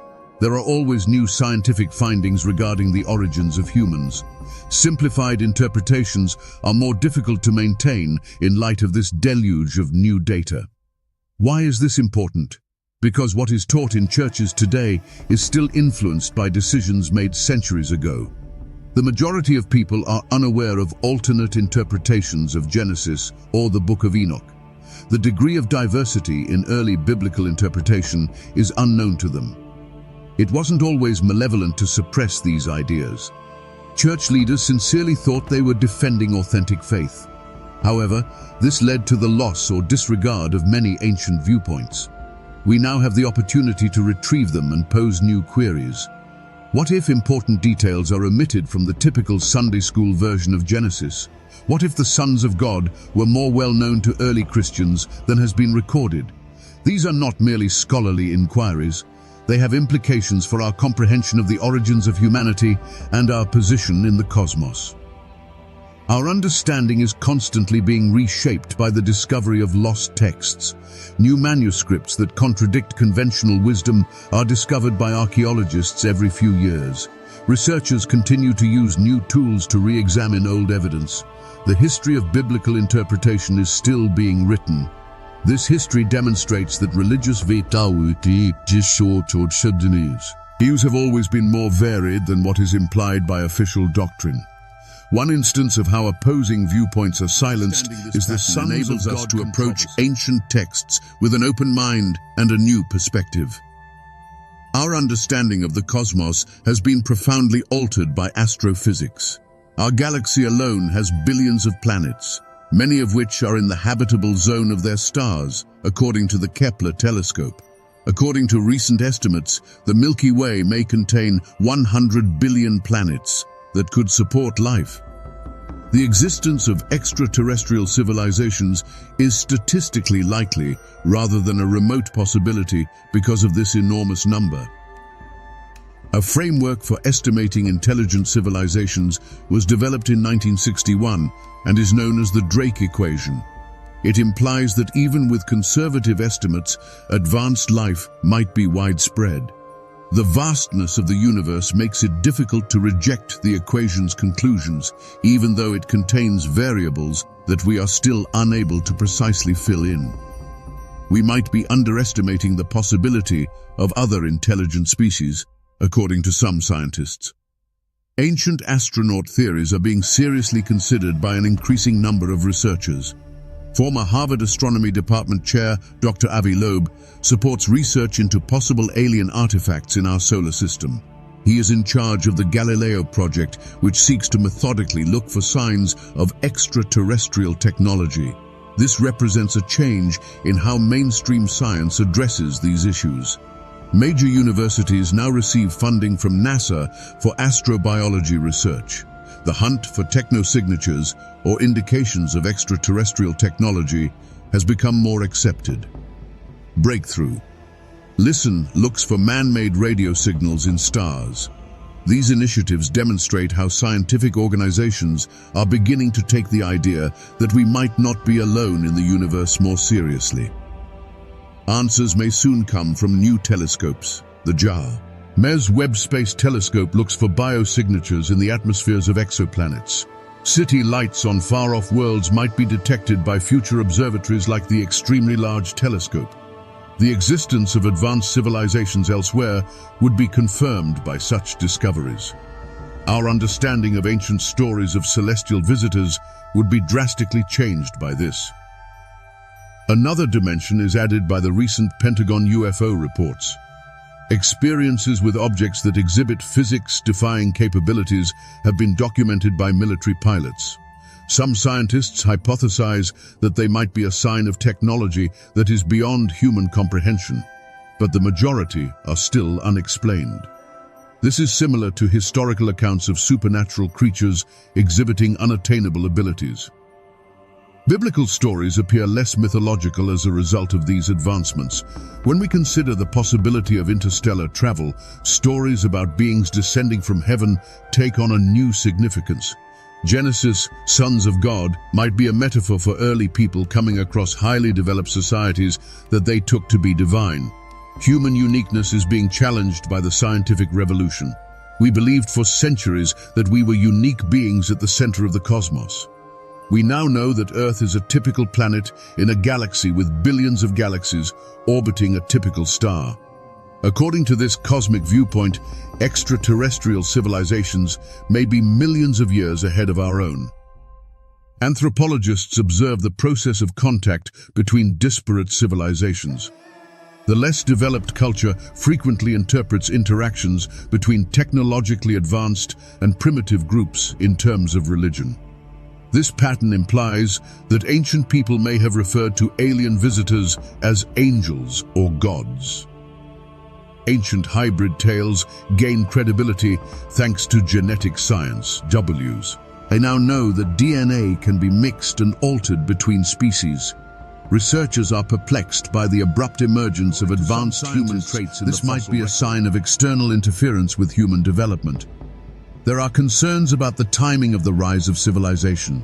Humans made the quick transition from primitive farming to the construction of cities around 3000 BC.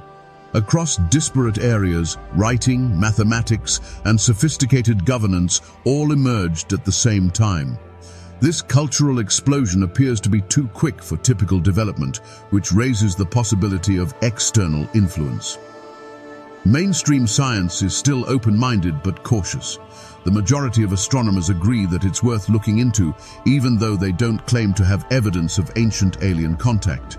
Evidence is necessary for the scientific method, but it is getting harder to reject these theories outright due to the universe's immense size. Jill Tarter, an astronomer with SETI, points out that lack of evidence does not equate to absence. The hunt for evidence of extraterrestrial intelligence is just getting started. We might find evidence that alters our perception of human history as technology advances. One of the earliest accounts of such contact in human history may be found in the sons of God. Once thought to be magic, physics opens up possibilities. Advanced civilizations may be able to travel interstellarly thanks to theoretical ideas like warp drives and wormholes. Ancient visits to Earth would become realistic rather than fantastical if beings could travel across galactic distances. Religious belief is not refuted by these scientific viewpoints. Numerous theologians contend that God could operate through natural phenomena, such as highly developed extraterrestrial civilizations. Some people do not view extraterrestrial life as a threat to God's creation, but rather as a component of it. This makes it possible to reconcile scripture and science. Reese. Nantly, carbon molecules were discovered in a galaxy 12 billion light-years away by the James Webb Telescope. This demonstrates that the elements necessary for life are present throughout the cosmos. The conditions for life seem more common as we learn more about cosmic evolution. Humanity's initial experience with this more expansive reality may be reflected in the Sons of God story. In what ways do these developments in science alter our conception of the sons of God? They offer tenable frameworks for understanding texts from antiquity that previously appeared to be exclusively mythological. These biblical stories merit re-examination from a theological and scientific perspective due to the potential for highly developed extraterrestrial civilizations. Modern science allows us to think about these ancient mysteries in new ways, even though we may never be able to know for sure who or what the sons of God were. We might need to reinterpret what our ancestors were attempting to convey to us about humanity's place in the universe as we gain more knowledge about it. There are serious theological issues raised by the notion that the sons of God might stand for something other than conventional angelic creatures. What does it say about God's relationship with creation if these entities were either remnants of an earlier divine order or advanced extraterrestrials? The divine and mortal worlds are assumed to be clearly distinct in many religious traditions. These distinctions are blurred in this interpretation in ways that challenge conventional theology. For some Christians, this is a clear challenge to the Bible. Does our understanding of the biblical story change if the sons of God were actual people rather than spiritual angels? According to some denominations, embracing such interpretations compromises the authority of the Bible. They contend the soul. And rather than a literal interpretation of the text, these concepts are the result that includes advanced ancient civilizations or alien life is strongly rejected by groups such as young Earth creationists. However, these alternative interpretations are valuable to other Christians. They contend that God could remain sovereign and still operate through natural processes like evolution or extraterrestrial contact. According to some theologians, these concepts enhance conventional faith rather than challenge it. They point out that God uses natural means to accomplish divine purposes in numerous biblical passages. Another illustration of this pattern might be the sons of God. The Catholic Church has been cautiously receptive to these concepts. Astrobiology and the potential for extraterrestrial life are subjects of active research at the Vatican Observatory. According to Pope Francis, aliens might be a part of God's creation. Fundamentalist organizations, which view such concepts as challenges to biblical authority, stand in contrast to this more inclusive approach. The Catholic stance permits ambiguity in the interpretation of challenging texts, such as Genesis 6. These interpretations complicate the issue of free will. Traditional beliefs about spiritual beings making moral decisions are supported if the sons of God were rebellious angels. Does biblical theology still make sense, though, if they were an advanced alien species? According to some academics, this would eliminate the moral component and reduce a spiritual encounter to a simple scientific exchange. Some argue that whether the beings were extraterrestrial or angelic, the moral ramifications are still present. These theological questions are forced by modern science. Exoplanet discoveries make extraterrestrial life appear likely rather than hypothetical. According to some ancient texts, genetic science demonstrates how beings might alter DNA. Parts of Genesis that previously appeared to be purely mythical now seem possibly allegorical or metaphorical as a result of these developments. For those who take the Bible literally, this causes conflict. Complex interpretations of these passages have long been entertained by certain Jewish scholars. Kabbalistic traditions describe different orders of spiritual beings and levels of creation. Instead of viewing the sons of God as merely humans or angels, they see them as a part of a greater divine hierarchy. More complex interpretations are possible with this mystical approach than with conventional Western theology. It views the text as having several levels of meaning. Responses from Protestants differ greatly. The theology of mainstream denominations such as Methodists and Episcopalians frequently incorporates scientific discoveries. Interpretations that deviate from conventional angelology are typically rejected by more conservative Baptist and Pentecostal groups. These divisions demonstrate how various communities strike a balance between scripture and contemporary knowledge. The argument over sons of God turns into a litmus test for biblical interpretation in general. Some alternative viewpoints that are lost in Western Christianity are preserved in the Eastern Orthodox tradition. Despite the Book of Enoch's non-canonical status, Orthodox theologians occasionally refer to it. Their focus on paradox and mystery gives readers more leeway when interpreting challenging passages. The inclination of Western Christianity toward methodical theology with definitive answers stands in contrast to this. These intricate questions might be better addressed by the Orthodox method. With these interpretations, the issue of evil assumes new dimensions. Does our understanding of the origins of sin change if the sons of God brought corruption about through technology transfer or genetic mixing? According to conventional theology, evil results from both human and angelic rebellion.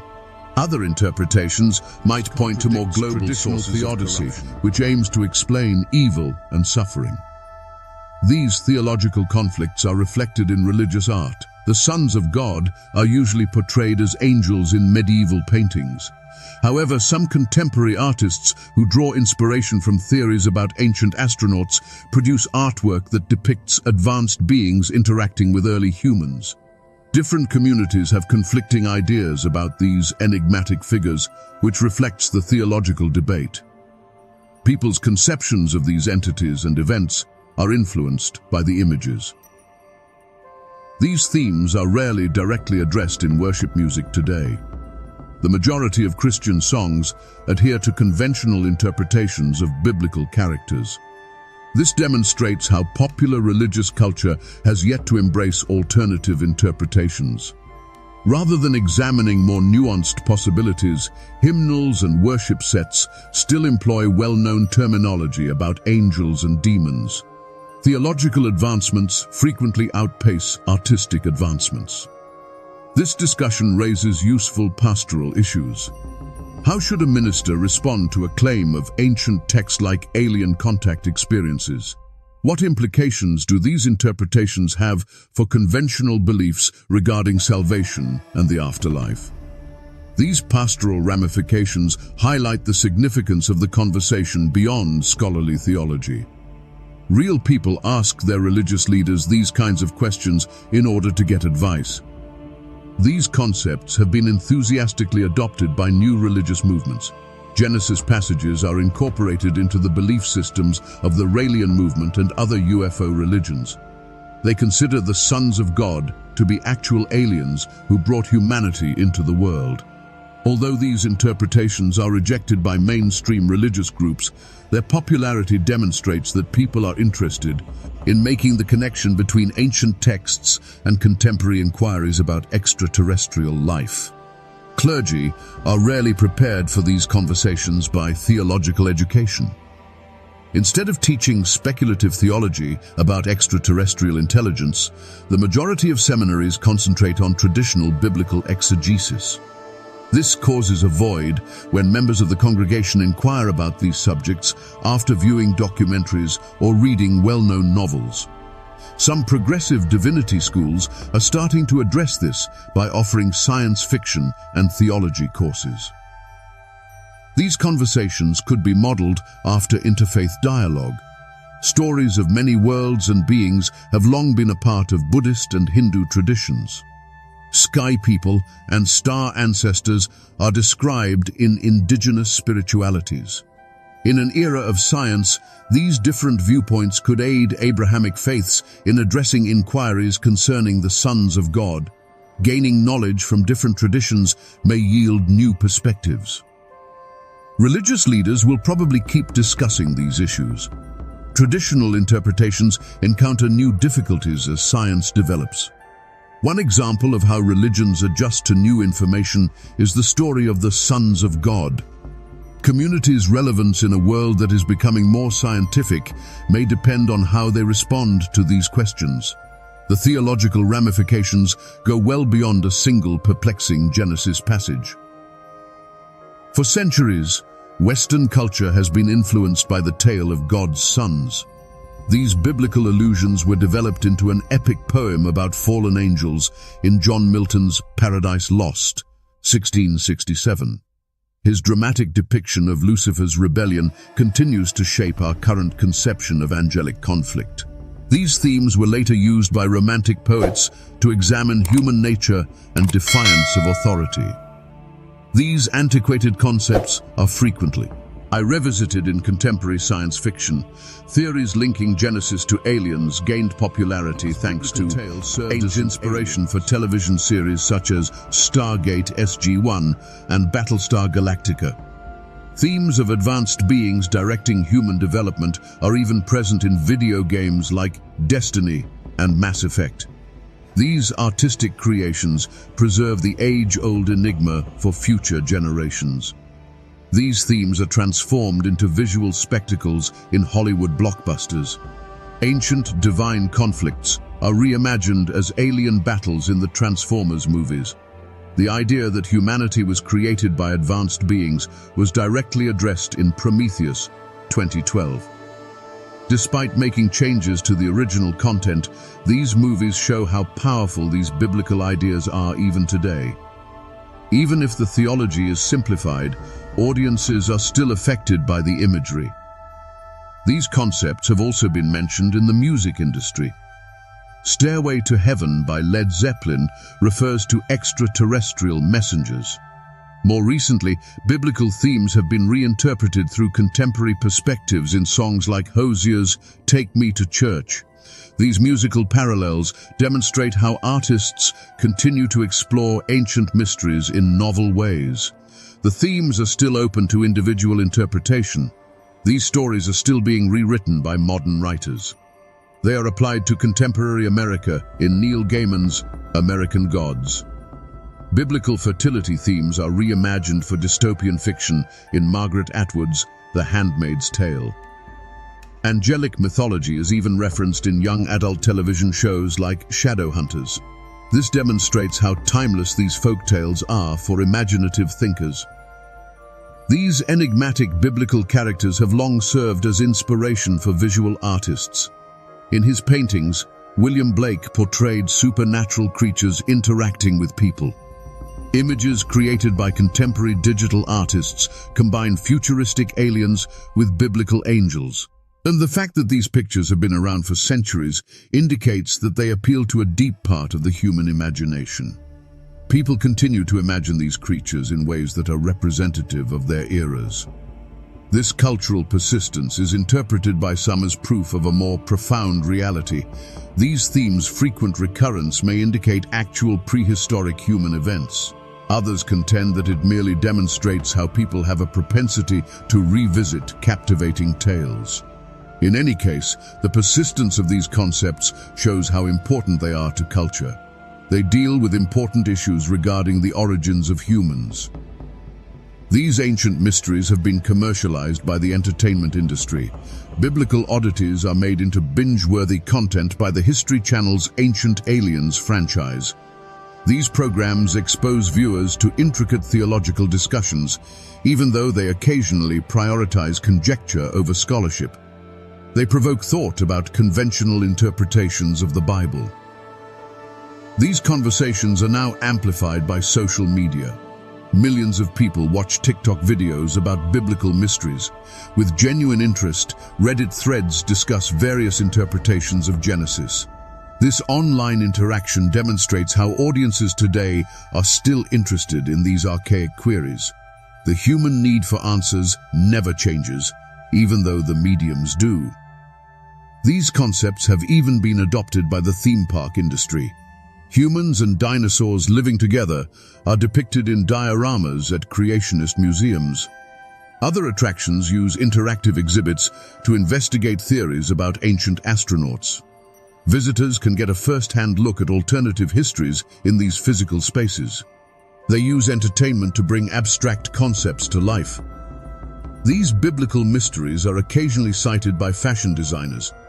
Runway shows houses collections that draw inspiration from futuristic depictions of divinity or angelic imagery. Biblical descriptions and ancient artifacts serve as inspiration ingrained in popular culture by these commercial interpretations. They are incorporated into everyday aesthetic experiences. This imagery is commonly used in advertising. Heavenly light is used in auto ads to imply divine approval.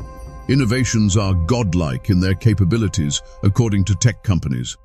While frequently removing theological nuance, this commercial use further normalizes the language of divinity. Instead of being a mystery, the terms become shorthand for excellence. These cultural effects are now the subject of academic conferences. The evolution of biblical themes in various media is examined at symposia. Superhero films are analyzed by academics as contemporary mythology with biblical origins. This thoughtful analysis validates the use of ancient texts in popular culture. It demonstrates that these imaginative interpretations are significant in ways that go beyond mere amusement. These Western biblical themes are locally adapted by cultures around the world. Angels are filtered through Shinto ideas in Japanese anime. African authors combine traditional oral histories with stories from Genesis. New hybrid interpretations are produced by these cross-cultural interactions. They show how universal these basic questions are. Interactive interaction with these concepts is offered by the gaming industry. Angelic warriors can be controlled in games like Darksiders and Bayonetta. Bible-based games aim to use play to teach the Bible. Younger generations' perceptions of these old tales are influenced by these digital experiences. They are incorporated into the mythologies of the players. What is the significance of this cultural persistence? It demonstrates how timeless and media-neutral these biblical mysteries are. These are living sources of inspiration rather than dead texts, as evidenced by the ongoing interpretation. Ancient verses about divine beings interacting with humans continue to hold new significance for contemporary creators. This implies that something basic about the human experience that still resonates with us today was touched by the original stories. The disparities in interpretation between generations are revealing. Traditional religious imagery was frequently used in older representations. More recent iterations increasingly take into account scientific possibilities regarding extraterrestrial contact. This change is a reflection of evolving ideas about what divine beings could mean as our knowledge of the cosmos grows. The narratives change to maintain their significance. Some Christian organizations are against the secularization of sacred texts. They contend that for dramatic effect, entertainment media distorts religious truths. Others appreciate how these retellings maintain the cultural circulation of biblical tales. The debate over how best to handle religious content is still sparked by the conflict between innovation and preservation. These biblical concepts are frequently combined with New Age ideas in contemporary spirituality. Channeling and energy healing are combined with angelology. According to the Starseed movement, God's sons are descended from aliens. These syncretic belief systems demonstrate how, outside of conventional religious frameworks, ancient texts can still be interpreted in one's way. Even the legal system has occasionally discussed these concepts. Depictions of biblical characters have given rise to copyright cases. Artistic depictions of sacred stories have been called into question by obscenity trials. These court cases demonstrate the seriousness with which society views these cultural interpretations. For many, these are issues of profound personal conviction rather than merely being an amusement. There are concerns when considering this wide-ranging cultural influence. Why do these specific biblical verses stimulate such a wide range of unsolved questions surrounding the origins of humans? The widespread impact implies that these old stories have a profound impact on our understanding of who we are and where we fit in the cosmos. As humanity changes, so do the cultural reactions. The world in which Genesis was written was very different from the one we live in today. Between 1500 and 500 BC, cultures in the Near East were continuously mingling and exchanging ideas. Israel was situated at the meeting point of several important civilizations, including Canaan, Egypt, and Mesopotamia. Biblical authors' writings were impacted by this cross-cultural interaction.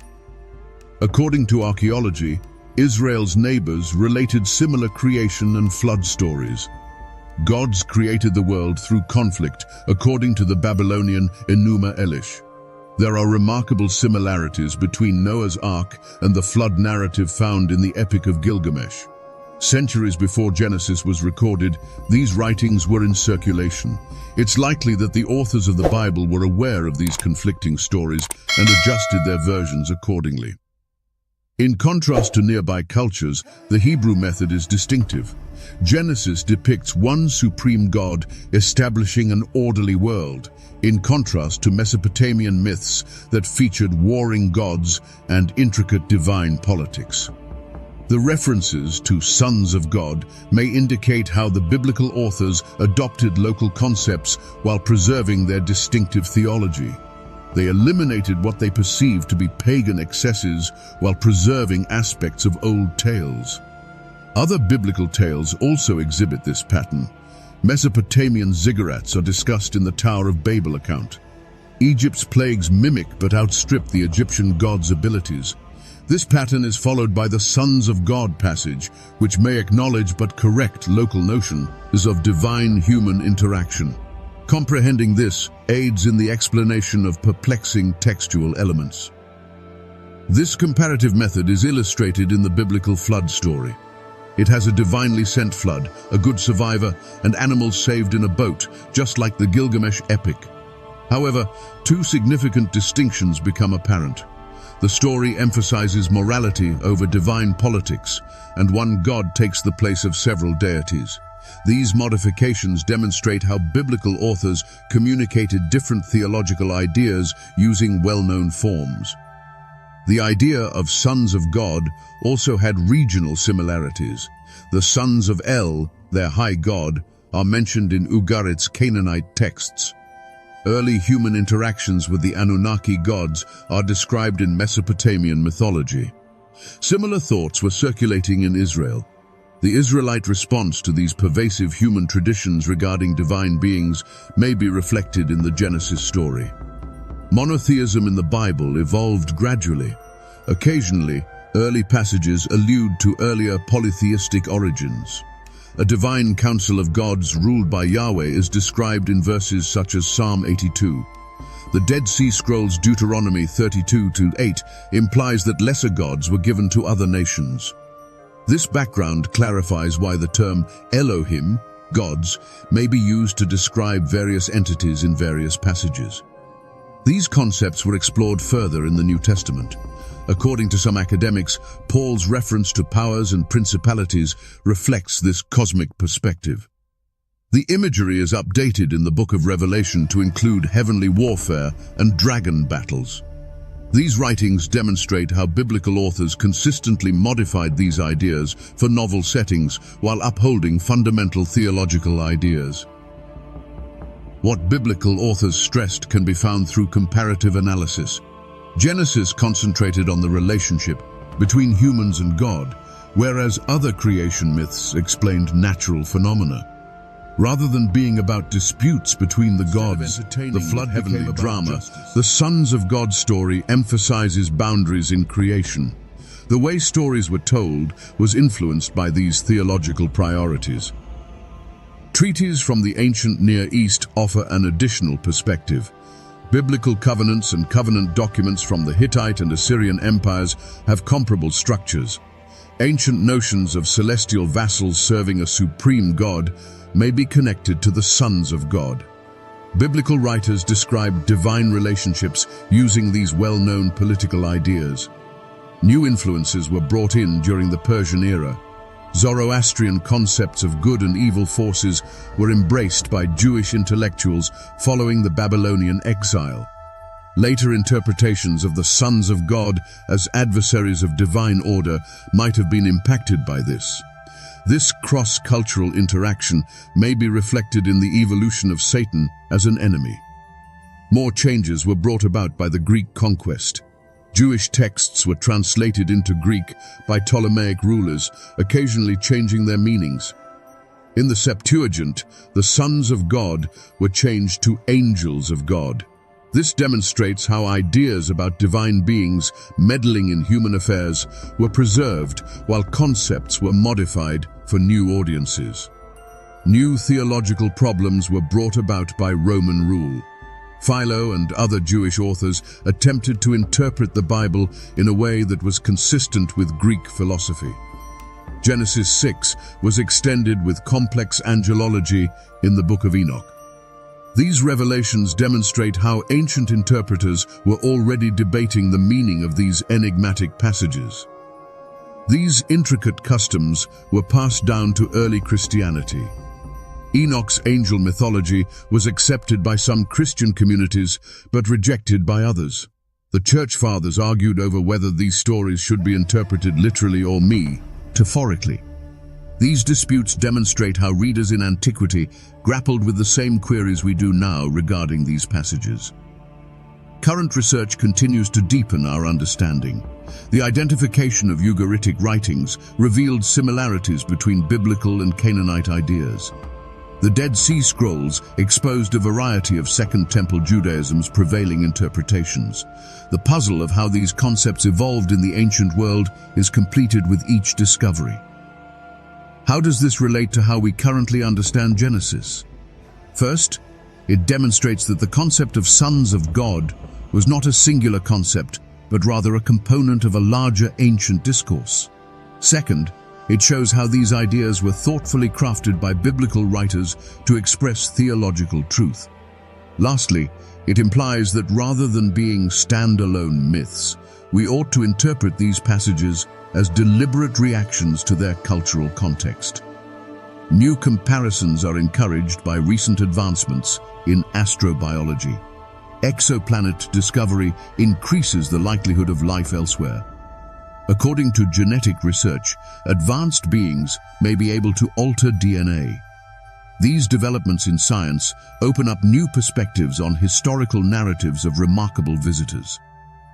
We can assess these novel interpretations with the help of the historical background. It demonstrates how biblical authors interacted with the culture and science of their time. They revealed theological truths by adapting modern concepts. As we react to fresh scientific findings regarding the beginnings and potential of life, this tradition may carry on. It is not a question of accepting or rejecting these old stories in their entirety. It's about comprehending how individuals have interpreted extraordinary events throughout history. The greatest knowledge available at the time was applied by the biblical writers to indicate the existence of God. Our task is to apply the knowledge we currently possess thoughtfully.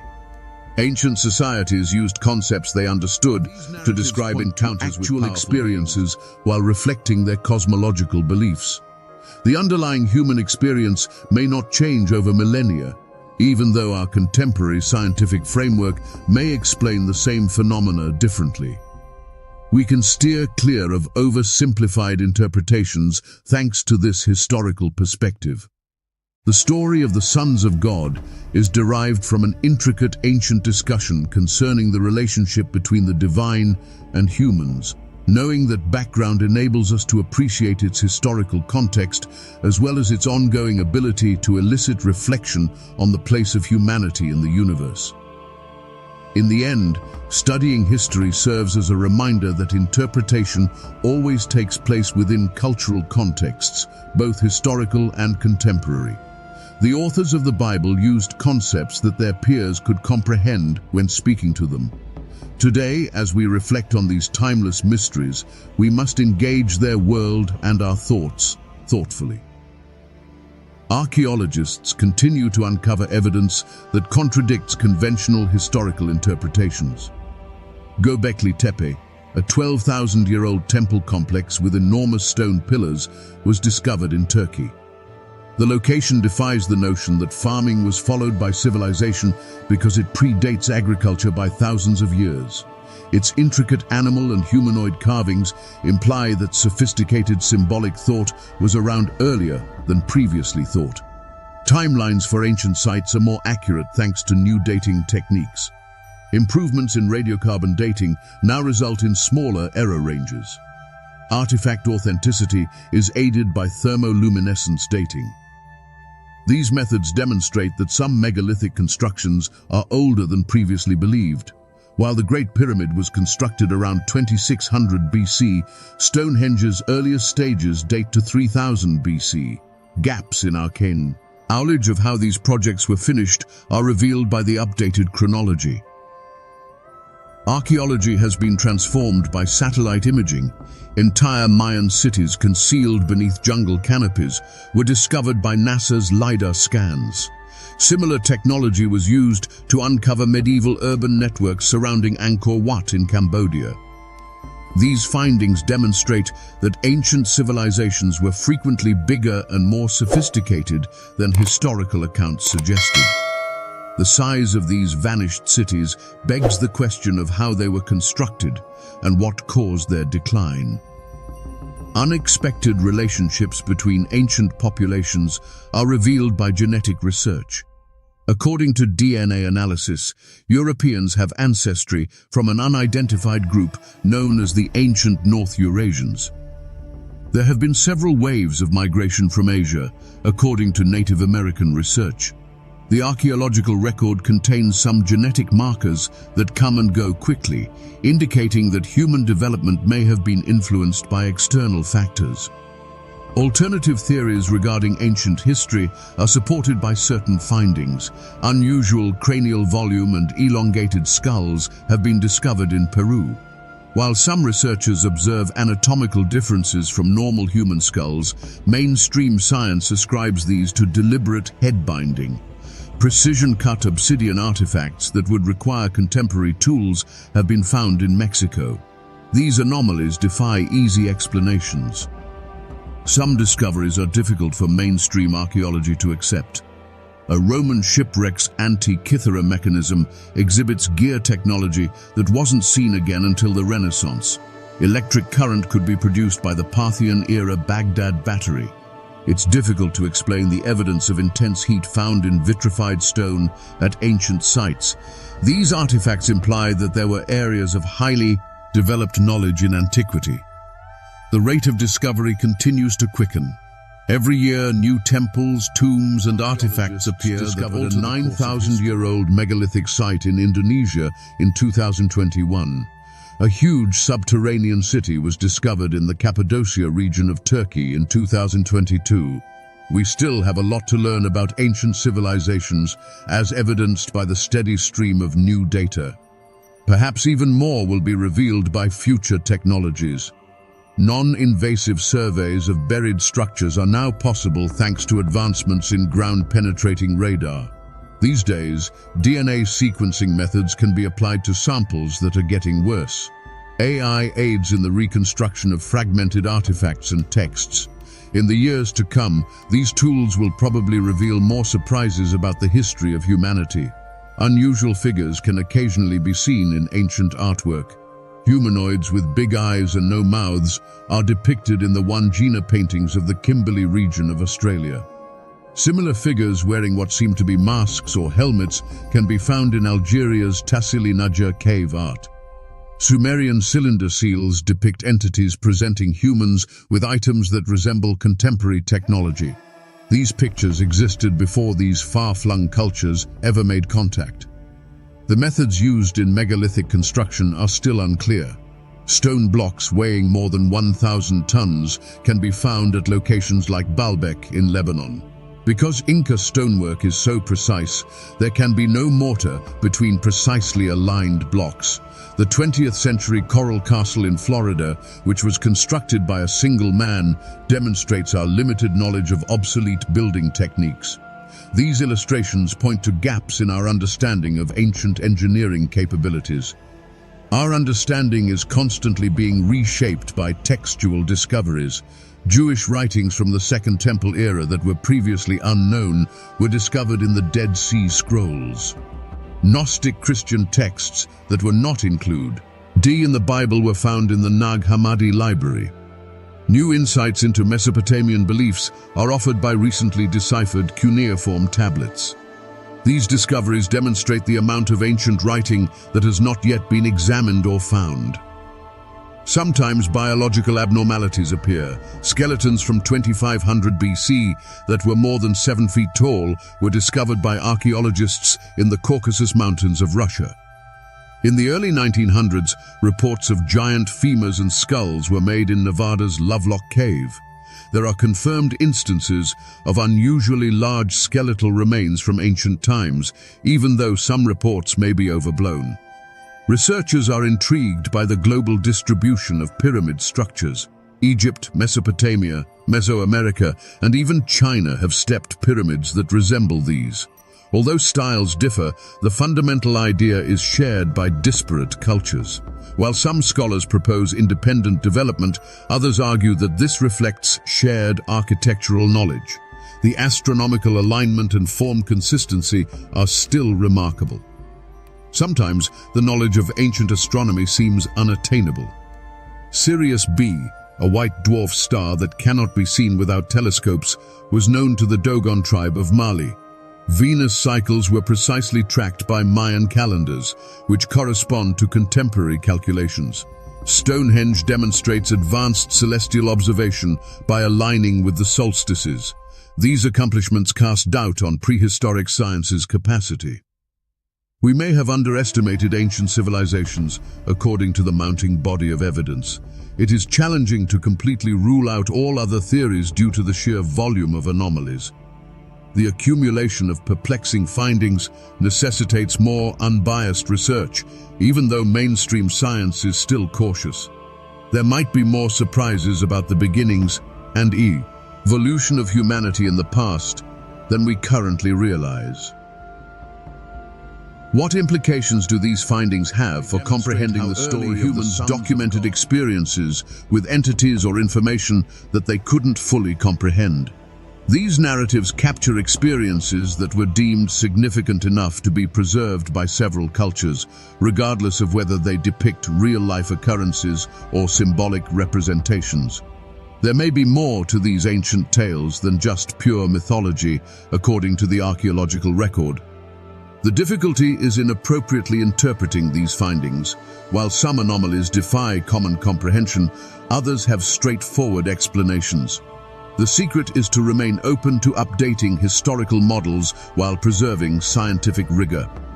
We might need to re-evaluate long-held beliefs about humanity's distant past and its potential ties to enigmatic creatures mentioned in ancient texts, as new technologies offer better data. Only a small portion of the ancient religious texts are represented in the Bible as it exists today. The final canon did not include many of the texts that were popular in early Jewish and Christian communities. These alternative texts frequently introduce ideas not found in mainstream scripture and offer remarkably different tellings of well-known biblical tales. Unknown texts from 300 BC were found in the Dead Sea Scrolls, which were unearthed in 1947. The Book of Giants, which elaborates on the Nephilim story in Genesis 6, was one of them. It talks about the unsettling dreams these hybrid creatures had about judgment coming. Scripture wasn't as set in stone as later tradition suggested, as evidenced by the numerous versions of biblical books with notable variations found in the scrolls. Gnostic writings present spiritual viewpoints that are drastically different. More than 50 early Christian works that were later deemed heretical by church authorities were found in the Nag Hammadi Library in Egypt in 1945. Instead of the supreme God acting directly, the Apocryphon of John describes creation as taking place through a series of divine emanations. Instead of being declared in public, Jesus' teachings are presented in the Gospel of Thomas as hidden wisdom. Various schools of early Christian thought that were later marginalized are reflected in these texts. Readers used to standardize theology today are surprised by the diversity of early Christianity. Later church doctrine is very different from the Didache, an early guide to Christian practice. The Epistle of Barnabas uses complex allegories that are not relevant to contemporary interpretations to interpret the Old Testament. These writings demonstrate the degree of diversity that existed before the establishment of orthodoxy. An alternative account of Genesis can be found in the Book of Jubilees. It restructures biblical history into 49-year cycles known as Jubilees and was written circa 150 BC. It includes tales that are not found in the Bible, such as intricate descriptions of fallen angels instructing in forbidden arts.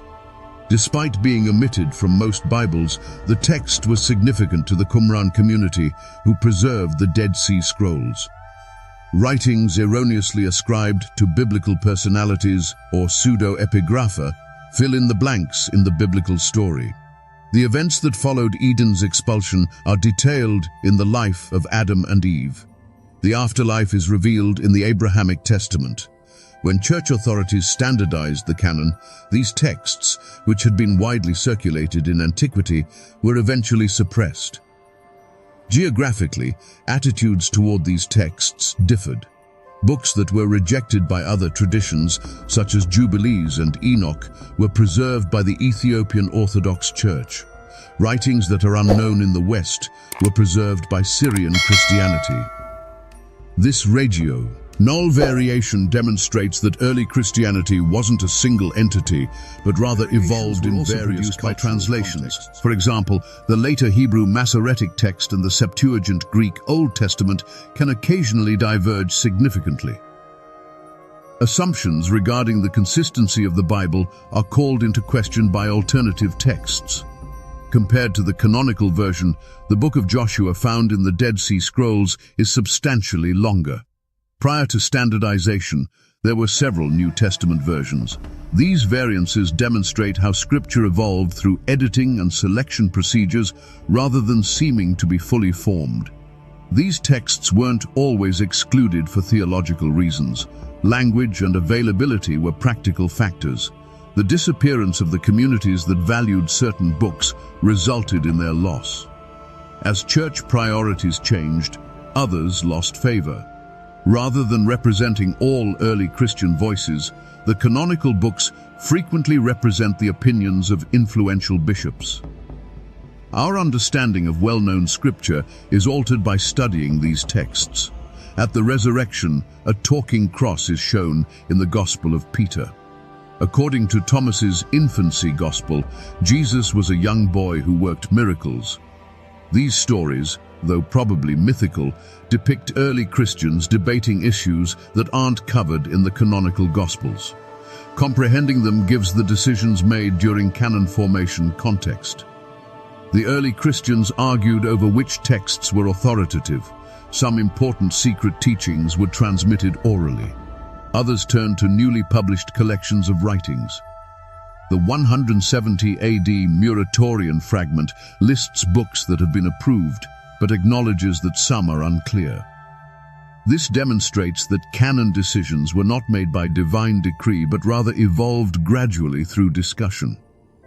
Even today, lost Gospels come to light from time to time. Rediscovered in 2006, the Gospel of Judas portrays Judas Iscariot as Jesus' dependable disciple rather than his traitor. Although its veracity is up for debate, the fragment from the Gospel of Jesus' wife indicates that some early Christians thought Jesus was married. These discoveries serve as a reminder of the extent of the erasure or suppression of ancient Christian diversity. Themes that are marginalized in canonical texts are frequently the focus of alternative scriptures. Direct spiritual experience is prioritized over institutional authority in many Gnostic writings. Numerous texts emphasize the leadership roles played by female disciples such as Mary Magdalene. The complex social dynamics of early Christianity before the dominance of male clerical hierarchies are reflected in this diversity.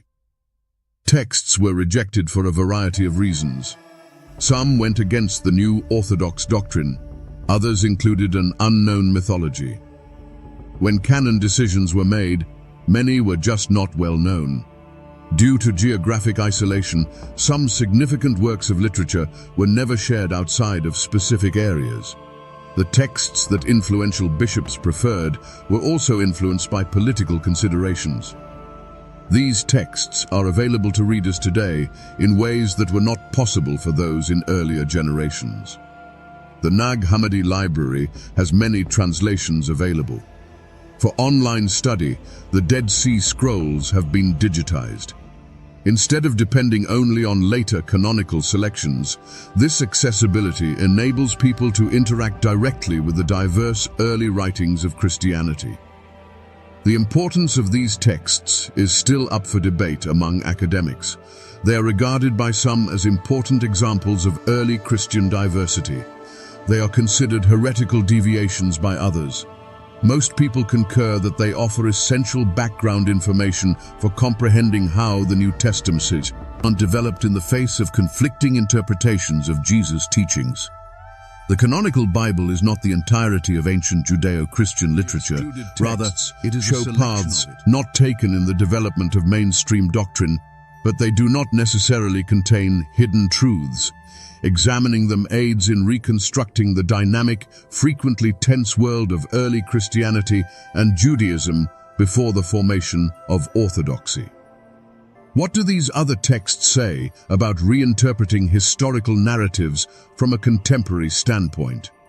They show how the origin stories of religious traditions are continually reinterpreted. Perhaps readers today can carefully reevaluate well-known stories in light of new information, just as early Christians were able to have such a wide range of opinions about basic issues. The texts that were left out serve as a reminder that there has always been more to spiritual truth than can be found in a single scripture collection. Their recovery encourages us to approach scripture critically, while also being open-minded about what else might be revealed by ancient sources. These theories make us reevaluate our assumptions. Although the conventional Sunday school interpretation of Genesis seems familiar and comfortable, there are more questions the more closely you examine it. Archaeological discoveries continue to defy conventional chronologies. Events that don't fit into contemporary categories are described in ancient texts. When you look at all the evidence, it appears that both religious and scientific explanations are lacking. Alternative interpretations are frequently dismissed too quickly by mainstream perspectives. Religious leaders believe that the sons of God are explained by traditional angelology. Anything that resembles the theories of ancient astronauts is rejected by scientists. However, what if the truth incorporates aspects of both viewpoints? The data indicates that we may need to think beyond these conventional frameworks. Experiences that fit descriptions from antiquity are reported by many. Pilots in the military report seeing unidentified aircraft perform impossible maneuvers. Common people report encounters with entities that correspond with historical descriptions of angels or other entities.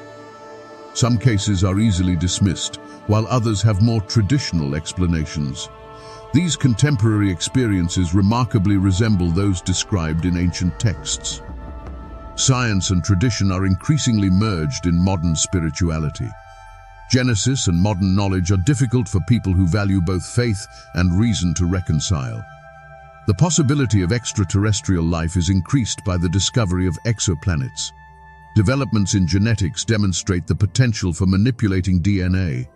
This makes room for interpretations that a century ago would have seemed ludicrous. The Bible itself has multiple levels of meaning. Early Jewish interpreters employed a variety of techniques, including mystical, allegorical, and literal. They realized that different audiences and times could hear scripture in different ways. Judaism was able to change while remaining consistent because of this adaptability.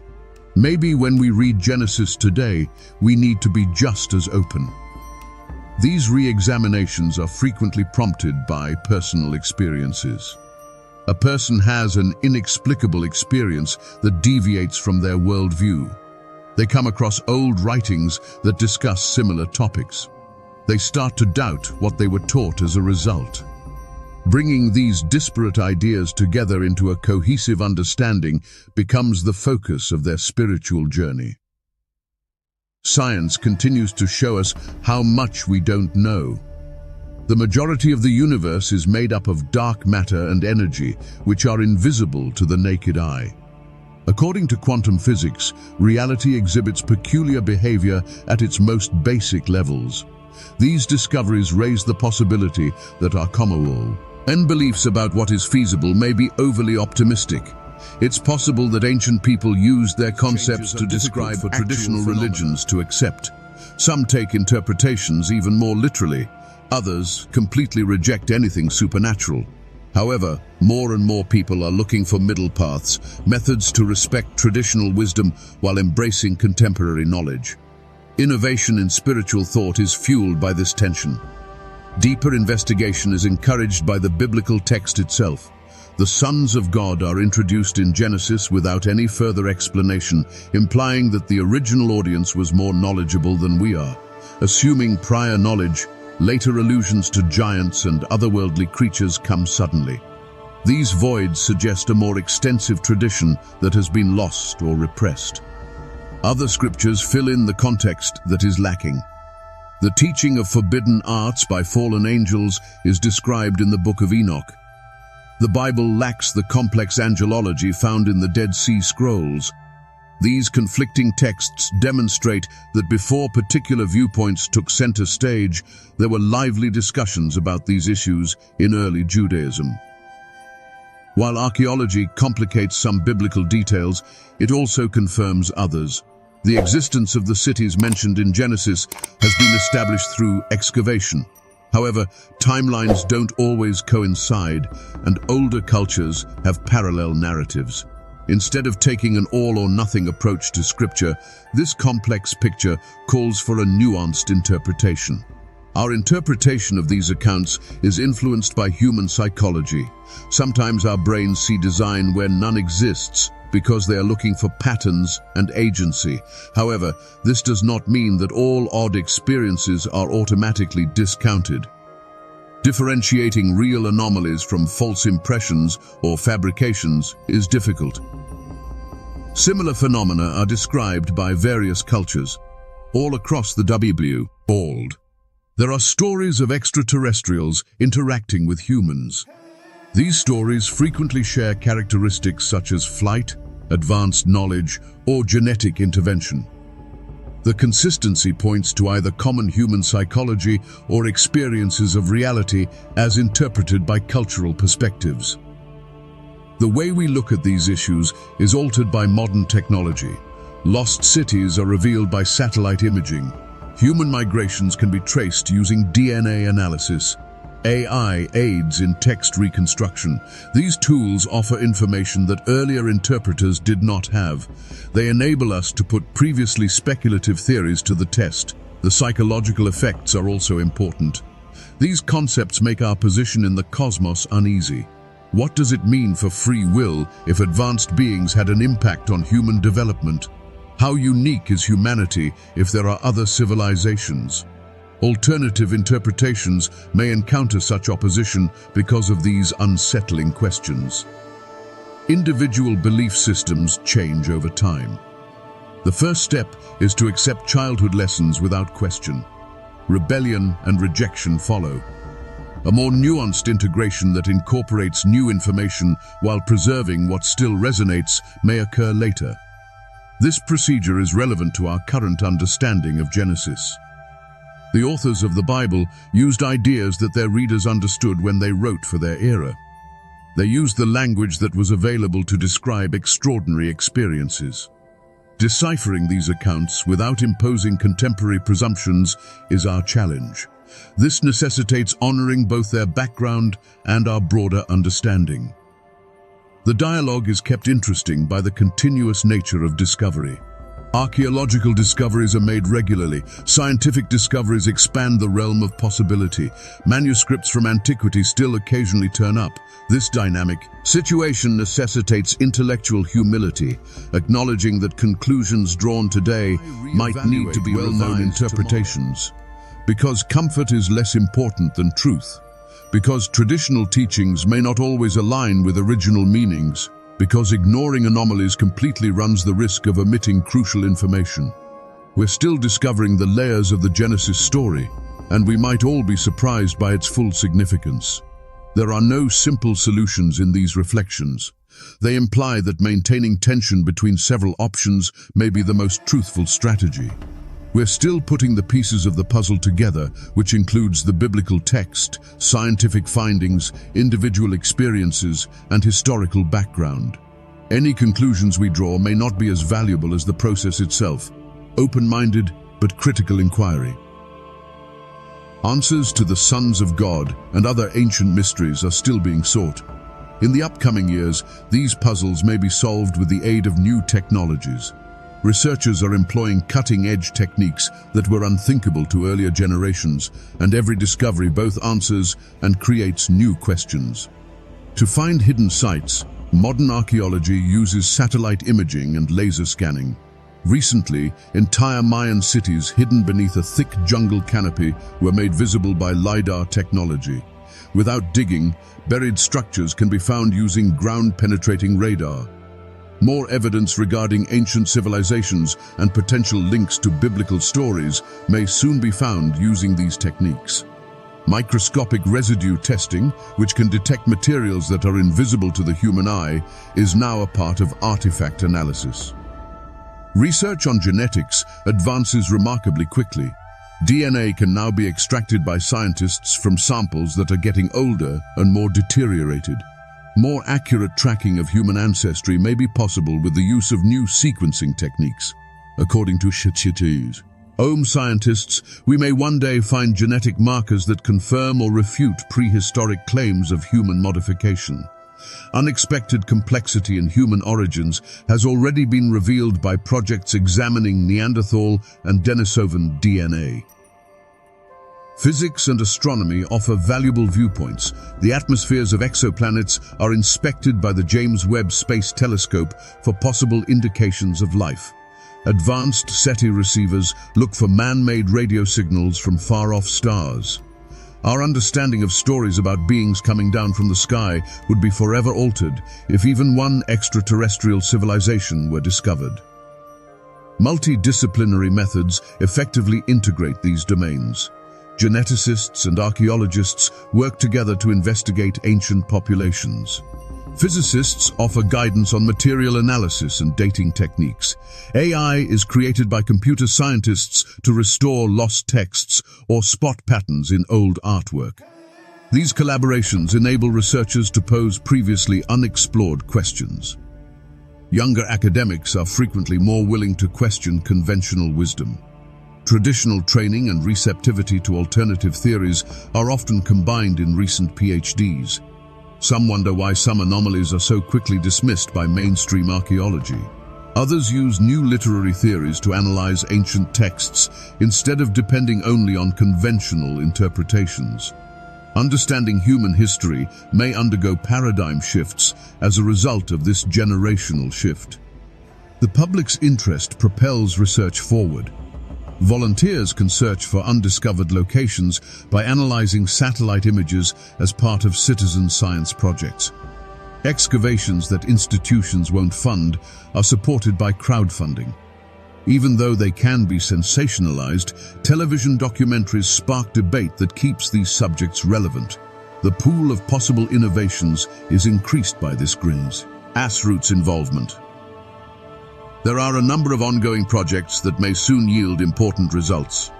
Avi Loeb's Galileo project conducts a methodical search for signs of extraterrestrial looks for phony signals among millions of stars. Sites connected to ancient mysteries are still being investigated by various archaeology teams. Any significant finding has the potential to immediately alter accepted theories. The technological obstacles that formerly hindered research continue to disappear.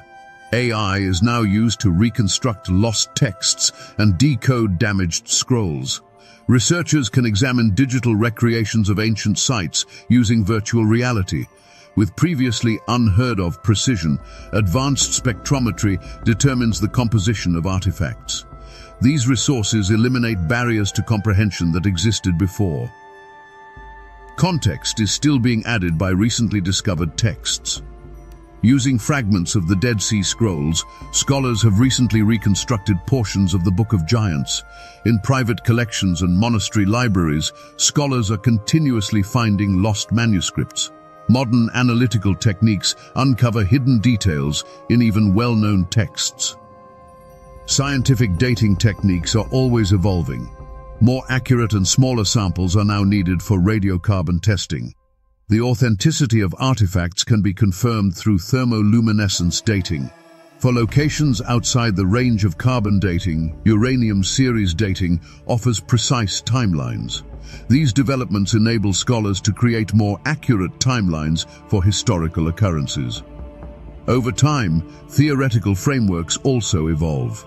Today, some historians analyze ancient texts using information theory.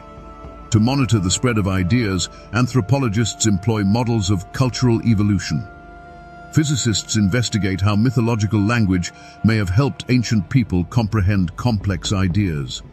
These creative strategies provide insights that conventional techniques do not. Unusual skeletal remains may be useful for genetic research. Scientists are still studying large bones and elongated skulls discovered at different locations. If these are known medical conditions or something more unusual, DNA analysis may be able to identify them. These discoveries might support or contradict prehistoric stories about giant creatures. Ancient language translation technology continues to advance. Unknown scripts like Linear A can be decoded with the help of machine learning. For obscure dialects, new dictionaries and grammar references are released. These resources aid academics in comprehending texts that might offer hints regarding the sons of God and related phenomena. Ancient building methods are clarified by materials science. Unexpected characteristics are revealed by studies of Egyptian pyramid stones. Roman concrete analysis demonstrates sophisticated formulation expertise. Debates concerning lost technologies mentioned in alternative texts are informed by knowledge of how ancient people constructed megalithic structures. Ancient events are given context by climate science. Environmental conditions during critical historical periods are revealed by ice core data. Evidence of previous natural disasters is found through geological studies. This information aids in determining whether accounts of floods and similar incidents may be true or not. The Pentagon is still looking into the UAP. According to military data, certain aerial phenomena exhibit properties that defy physics. Any confirmed anomalous cases may be related to ancient accounts of celestial beings, even though the majority of UAPs will probably have conventional explanations. This data is still being analyzed scientifically. This growing body of research indicates that a new era of possible discoveries is upon us. Dispersed discoveries across disciplines may already contain the pieces required to unravel ancient mysteries. Making these connections without drawing hasty judgments is the difficult part. Instead of insisting on rigid interpretations, responsible researchers can't relate to all of this. Recent advances in science challenge some interpretations while strengthening others. It no longer seems purely speculative that advanced ancient civilizations or extraterrestrial contact could exist. We might need to re-evaluate conventional interpretations of these texts in light of new information as research progresses. How much is still unknown is the most intriguing part. New questions arise for each one that is answered. Findings in the upcoming 10 years may drastically alter our perceptions of ancient texts and human history. Finding the truth about these timeless mysteries still requires keeping an open mind to evidence, wherever it may lead. The answers may be much more fascinating than we initially thought. We keep discovering new layers in the Genesis account that we were previously unaware of. Every time scholars believe they have a firm grasp on these ancient texts, a new revelation forces them to reevaluate. Our growing understanding is influenced by advances in genetics, advanced archaeology, and the unearthing of lost scriptures. Conventional wisdom is challenged by alternative readings of the Sons of God story. We are compelled to reconsider these biblical passages in light of genetic possibilities, ancient astronaut theories, and knowledge that has been suppressed. The parallels between Genesis and other ancient writings point to a more intricate past than what we have been taught. All evidence must be examined with an open mind to find the truth. Without hastily rejecting concepts, we must consider both scientific discoveries and ancient writings. The more we discover, the more we wonder about the distant history of humanity and potential heavenly influences.